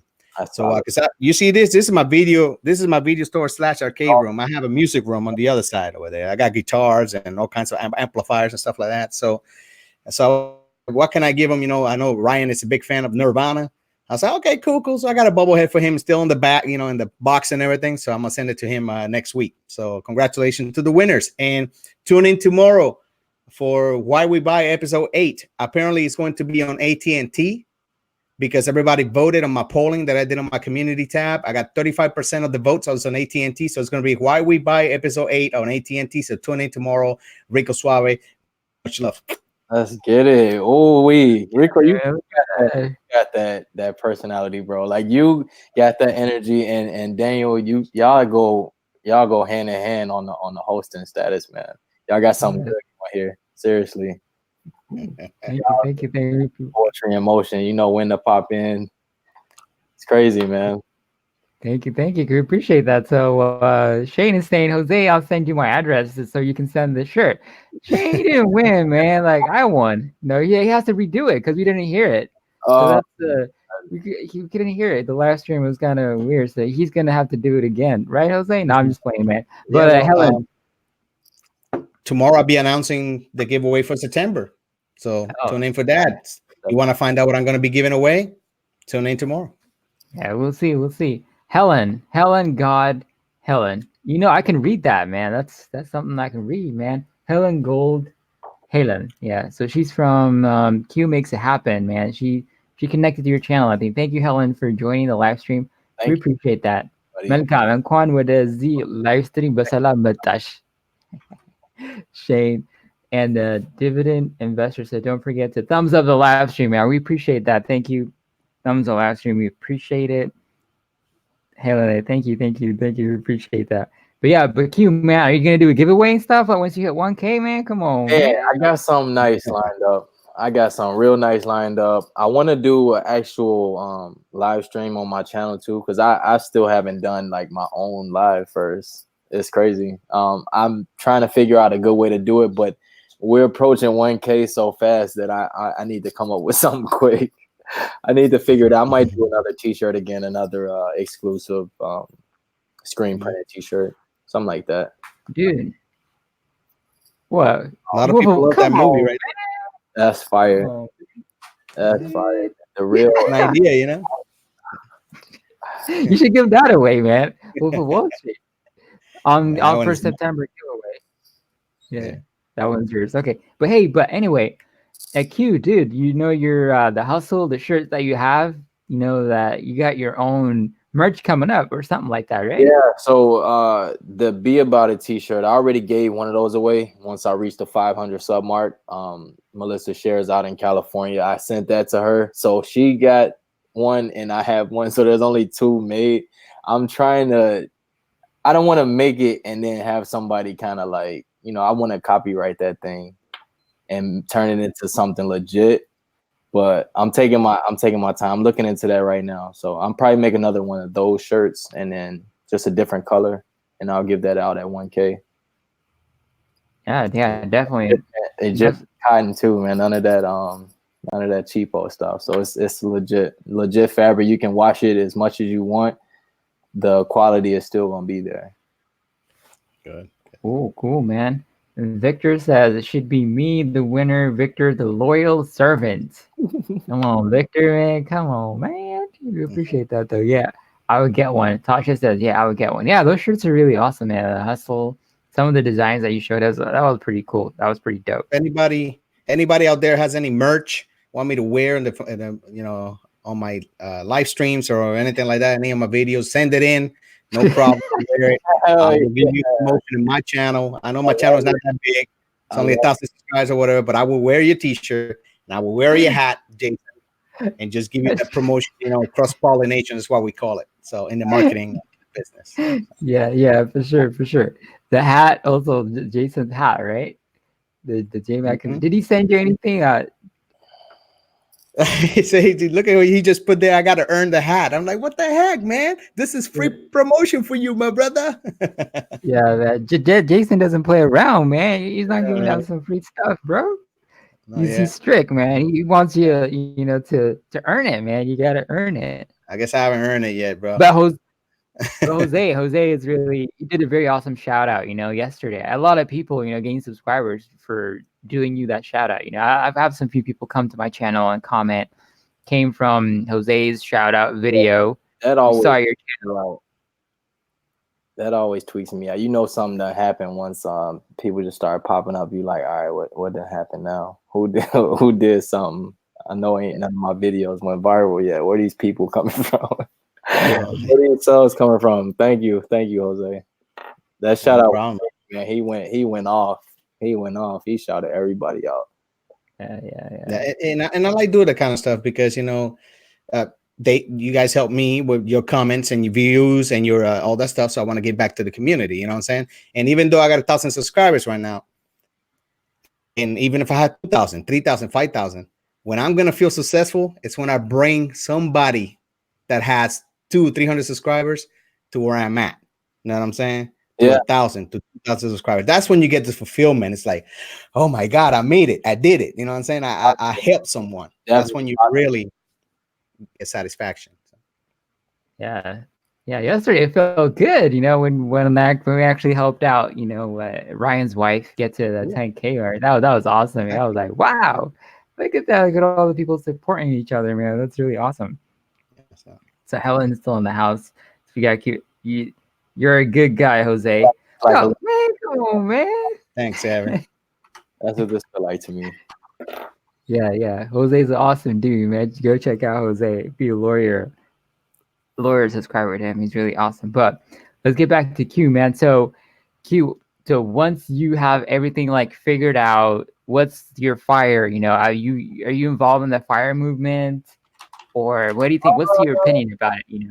I'm a fan of it, but not like I haven't dove into it all the way. Basically, like I understand the concept, but I think I am aiming towards it, but without really like I said, I'm real makeshift. I like messing things up and then figuring them out once I get there. Like I plan certain things, but I don't plan as detailed as I may come across. It's crazy. Like I could plan out 6 months in advance, but that's probably about it. But I do plan on just investing heavily. I know I want to have a whole bunch of money. I know I want to be wealthy. I know I want to have generational wealth, and I want to give like ridiculously. Like that's my whole reason for wanting to cash out. Like I want to give back and help people and show people how, you know, because people, we all have family and we all have friends in a peer group who may not know anything about finances. Because I didn't know about money until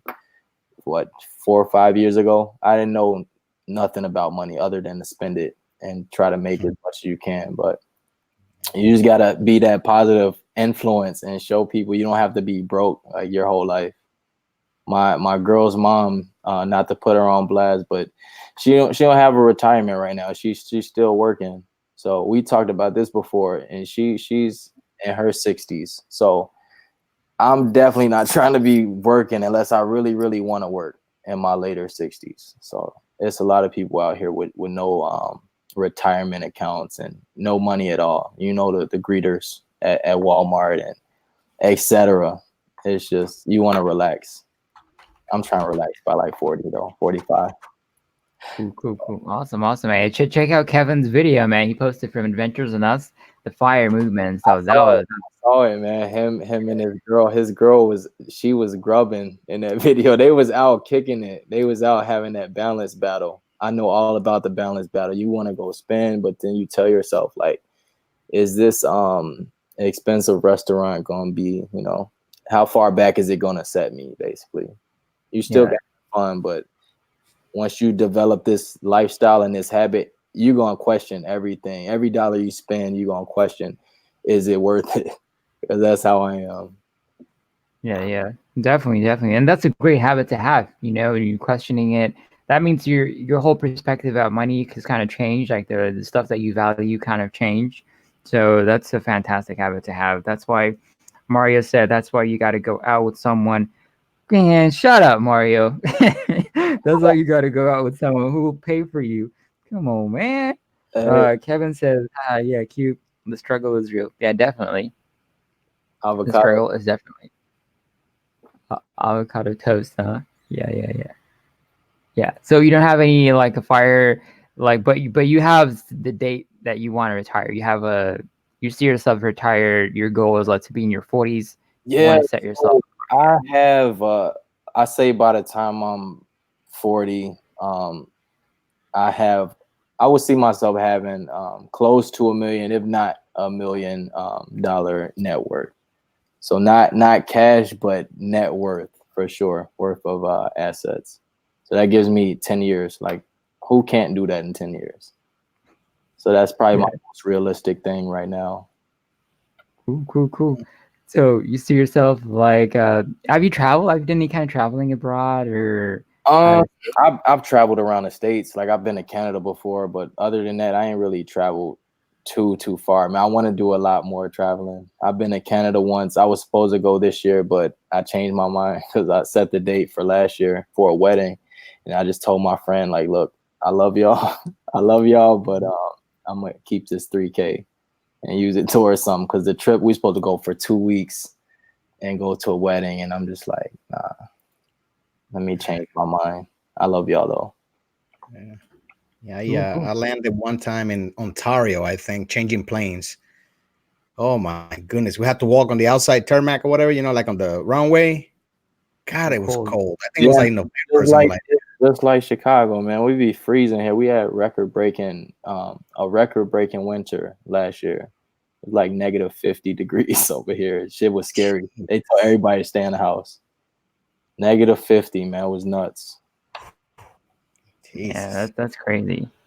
So Victor says, bro, come visit Toronto. Yeah, Toronto, man. That's I go. Yeah. I've been to Canada one time in 8th grade for a weekend for a basketball tournament. I got family in Brampton, if you know where Brampton is. I think it's like a suburb out there, but I haven't been there, and I've been dying to go visit. Ooh. Yeah, Canada's awesome to visit, especially in the summertime. Yeah, go in the summer when it's like 30 degrees. It's crazy, man. Yeah, for sure. SS Fam is from Canada, man. Shout out to SS Fam, man. Yeah, they've been making a lot of videos outside, in the summertime. Do they really call it the six, or that's just something Drake started? I know a bunch of people from Canada. I never heard them call it the six. The six. Mm, Yeah, Canada, Andre. So I have no idea what they're talking about. Oh, booed. That's crazy, man. South Park went ham on Canadians on that one skit. That was bogus. So Drew is asking you, Q. So you hoop, Q. So do you do basketball or? Yeah. I played all the way through college, and then once I realized I wasn't going to the NBA, I was just like, you know what, let me go make me some money. So I slowed down, but I still play every week. Ooh, what position do you play? 2 and a 3. So I'm 6'1", super lanky. I weigh 145 pounds. So I'm a shooting guard and I'm a small forward when I need to be. Nice, man. I like And it. I weigh 145 pounds when I'm dieting. That's like my bottom number. I didn't try to put on. It's just I talked to my doctor. It's basically impossible until I turn like 50 or something. Like when my metabolism slows way down, I want to get to like 165, but it won't happen. I've been back and forth between 150 and 145 for the last couple years. Okay. Yeah. Drew saying, nah, Mario. You just woke up from dreaming, man. Come on, Drew, man. I want to play you 1-on-1, bro. Like, but Drew, man, come on, man. We'll see what you got. You know what I'm saying? I don't even play basketball, man. But I guarantee you that I'll win. Mario crazy, man. I just played. But Mario State, I could beat you, man. But yeah, basketball, man. I'm not into a lot of, this, what do you call it? Group, like a team sports. It's kind of really, contact sports. Yeah, you mentioned that before, man. You like to keep it safe. I feel you. I played football for 2 years and I got hit so hard one time that it made me rethink my whole life. I was like, you know what, do I really care about football that much? I got hit so hard. And I'm like, yeah, I'm done. I retired right there after that hit. Never went back. So it's kind of like my boxing career lasted about 6 months and I got my bell wrong. Yeah. I was like, I'm good, man. I'm good. I'm not going to be a boxer. I was at the European, I was at the usurer championships or whatever, 141 pounds. And my first fight ever. They put me against the Golden Gloves from Philadelphia.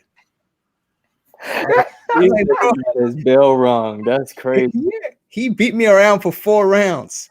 Back then it was 4 1-minute rounds. And I barely survived. I was holding onto the ropes. I didn't want to go out for the last round, right? And then I went out there. I had a headache for 3 hours afterwards. And I had to go get to the hospital because my internal organs, he hit me so hard on my ribs. Then when I ran, when I was just jogging or whatever, it was rubbing inside my rib cage, and I couldn't jog like for a whole month. So, I got that silver medal. All right, about that big. Got the silver medal about that big. I put it in a box. I sent it back home to mom in Puerto Rico with a note that said, "Your son is not going to be a boxer." That's insane, man. I couldn't imagine.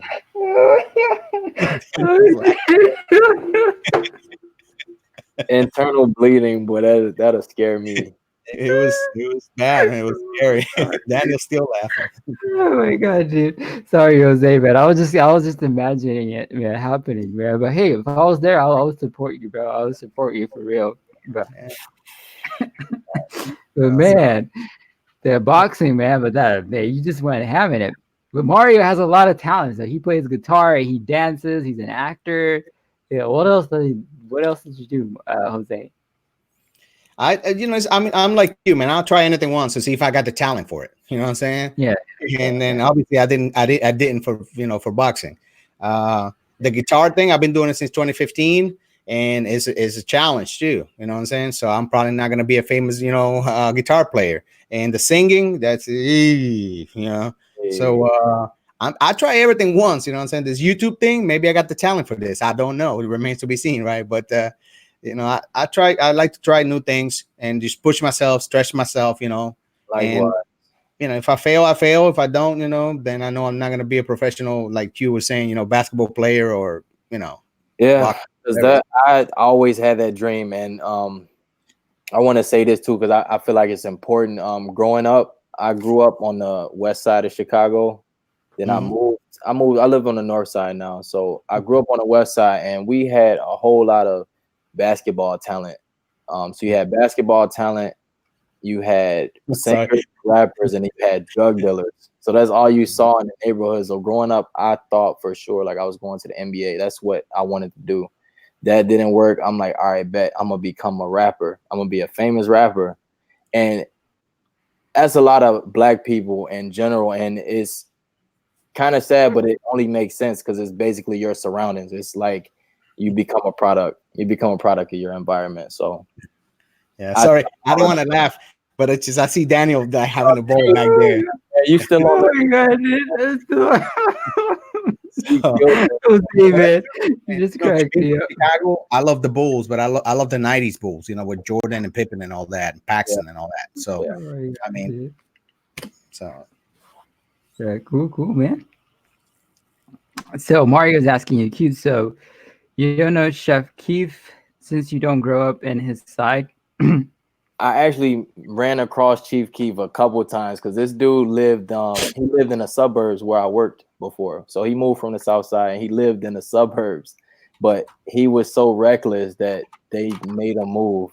He was living in Northbrook, Illinois, which is about 5 minutes from where I used to work at.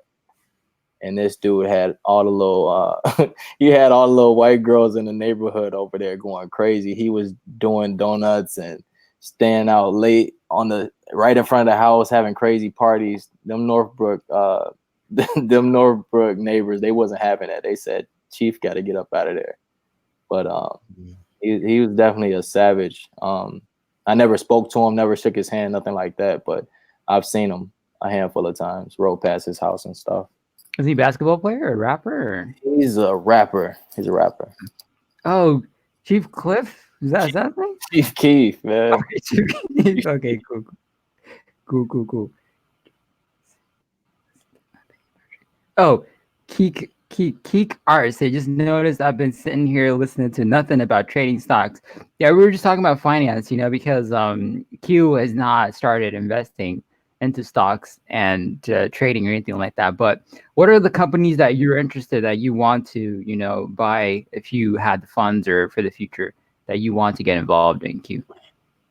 That's another thing I want to do. I want to do some more research. So mainly I've heard a lot about whatever you're into or whatever you do, because you never want to get into anything blindly. So I want to get into Nike actually. So I don't buy a lot of Nike.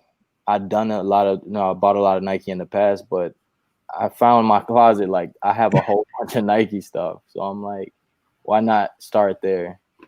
So whenever I do start my brokerage, I don't think I would buy one whole share of anything out the gate though. So I'll do a bunch of multiple things. Yeah, and Q, I have a great N1 Finance portfolio of 50 companies. I allotted 2% of each, right? And the way I chose those companies is like you said, I wake up in the morning and I brush my teeth with Colgate. You know what I'm saying? I go to the fridge, I pull up a Diet Coke. I jump in in my Ford Explorer and I go to the gym. You know what I'm saying? So everything I use, like everyday products and stuff like that, Procter & Gamble, I shave, with a little, Gillette or whatever. Companies that I know that I use, I've been using since I was little. That's Degree? You Degree deodorant? I buy hella Degree. Degree, the deodorant. Degree. Yeah. So I will probably start where something that I use on a daily basis. Yeah, that's a great idea. I got an iPhone, so I invest in Apple. I got an Xbox. That's Microsoft. You know what I'm saying? So I'm on Facebook all the time. Things like that. I eat at McDonald's even though I shouldn't. Stuff like that. Wendy's, whatever. So companies that you use every day, if you invest in those companies that you trust, you ain't got to worry about what the market is doing from day to day. You don't even care. So that makes a lot of sense. That makes a whole lot of sense. So I'll definitely be looking and watching and tuned in to all of your videos, Daniel, all of your videos. I'll be taking notes. So whenever I'm ready, Jose, I can assure you, I'm gonna use your Robinhood link. I'm saying it thanks. live. Whenever I open that account, I'm gonna use your link, and then we'll both, get a free stock or whatever. Okay, yeah, appreciate it, man. You probably get like a Zynga or something like that, or Sirius XM. I know, when I first joined in, I got Sirius. Mhm.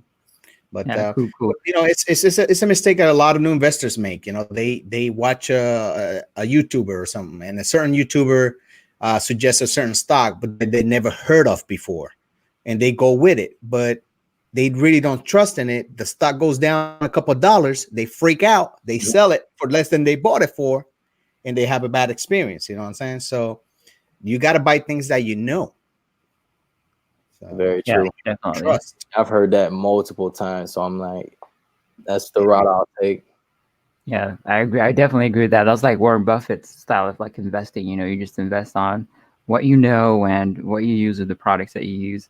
But like Jose, what other companies have you invested that kind of like involves the gym or fitness or protein shake companies? Like, is there like, because I've never I heard. do protein shakes. I do all my, I get these guns right there just by just eating chicken. Sheesh. Chicken. I like chicken wings, and I like chicken on rice, and I like chicken wraps, and I like chicken burgers, and I like chicken on everything. I'm a chicken guy. Oh, a new thing I discovered was salmon. If you put like the salmon packages, the tuna and salmon packages, but salmon. You put salmon in a bowl and you throw some cocktail sauce. So good. So I didn't know that went well so good. Anyway, so yeah, companies that I invest on, like I said, just Like, I have to look yeah, up. like I've never seen any fitness companies, because that's true. Because there's a lot of companies, I can assure you that, with maybe protein shakes and stuff. But really, I've never know any famous companies that are traded. The human body gets enough protein every day already, man.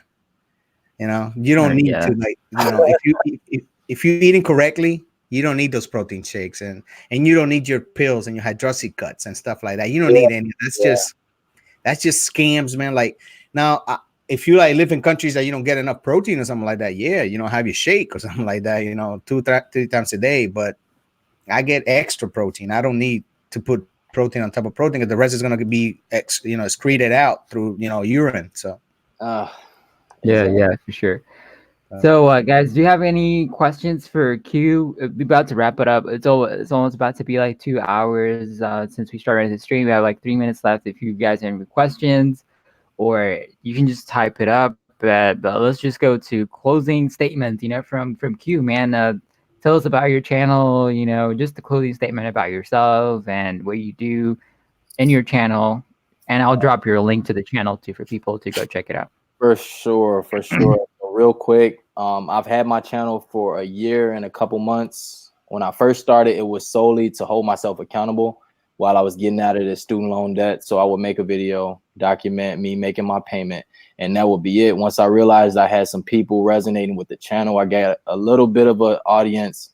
Then I just started trying to implement more motivation, because I do have a specific story about myself. Like 31 years on this earth, I've lived a lot of life, which is crazy. 30 years is a short time, but a long time. So I have a lot of stuff that I'm going to roll out onto my channel, but I'm going to do it bit by bit. So I don't want to give everybody the whole spiel right away, so they'll just get everything at once. But I plan on blowing my channel up, eventually getting revenue from it and helping as many people as I can with finances and just mindset in general. That's pretty much it. Cool. Awesome, man. Go check out. I just dropped his YouTube channel link. If you guys do not have him, if Q can make it happen, you can make it happen. That's the fact, You get there, right? Q, if you're unfamiliar, if you are familiar, shout out to you. Y'all already know what I do, man. Just check the channel out. Sub if you like it, like the videos. I'll make sure to reciprocate the love. Cool. So the Dave from Hidden Freedom Investing is asking, is there a date when you want the 8K paid off? That's a great question. Man, if possible this year, but it's not looking likely. So my trajectory leads me to February of 2020, because on average I've been making about $650 per month payment. So February 2020 seems like the more logical payoff date. Dude, that's really close, man. 2020 isn't like 3 months away. Yeah, And that's like 4 months away, dude. That's super close, man. yeah. So Like I said, and that's just through living life and everything. Like I still got rent. I still got to put gas in my car. I still got my four walls, as what they like to call it. So as long as that's out the way, I got an extra like 800 that I put towards my debt. awesome. Mario's asking you, do you have kids? And when are you going to take on full-time entrepreneurship? That's a good question, Mario. No kids yet, but I want like 4 of them, honestly. Oh, No kids. damn. I want 3 or 4. I want a really big family. And my girl, she's on board, but I definitely want to make her my wife. And we're just going to take that step by step also, man. I don't need adding extra pressure to my life that I don't need, but definitely want a family and full-time entrepreneur. I can't see it right now. I see it, but I can't see the steps, put it like that. So I know it's going to happen eventually, but I don't have a solid plan at the moment. Right now, I'm just building up my channel, trying to build up my income to the point where I can only I only have to work 1 job, and then that spare time that I would use for a second job, I'll use that building up my business on the side, because I got way too many financial obligations to kind of go all the way in. I'd be out on the street if I did that. Cool, man. Thanks a lot for taking your time, Q, for really sharing the light on your journey, your debt-free journey. I'm sure a lot of people that watch it, you inspired a lot of people on your channel too. And thank you also, Jose, for co-hosting the live stream. I appreciate it. Thank you, Daniel. Y'all, like I said, y'all are a dynamic duo in my eyes. It's crazy, man. It's really, really crazy. Jose got the energy, and you just make me laugh, man. I don't know what you do or how you do it. You just be laughing all the time, and your laugh is infectious. You just be cracking everything. It's so funny to you. Thanks, Q. I appreciate that, man. Okay, man. Keep doing what y'all doing. I'll be checking out every interview I can that y'all do of other people. Cool. Awesome. Thanks everybody that joined the live stream. We really appreciate it. Aspiring to be debt free is also watching. Little Q's on the way. That's cute. How you doing? Thank you. Thanks everybody. Gen X Dividend Investor. Awesome. Join us next week. It's going to be Thursday. Dave from Hidden Freedom Investing, and after that on Sunday we got Sam from Solid Finance is going to be on, and they're going to share with us, all they're into investing and all that kind of stuff. So it'll definitely be an awesome thing. So join us next week. We appreciate it. And also tomorrow, Monday, is for Jose's. We have Why We Buy with, right, Jose? With episode 8. Yeah. Happy Labor Day, and enjoy y'all day off. Happy Labor Day.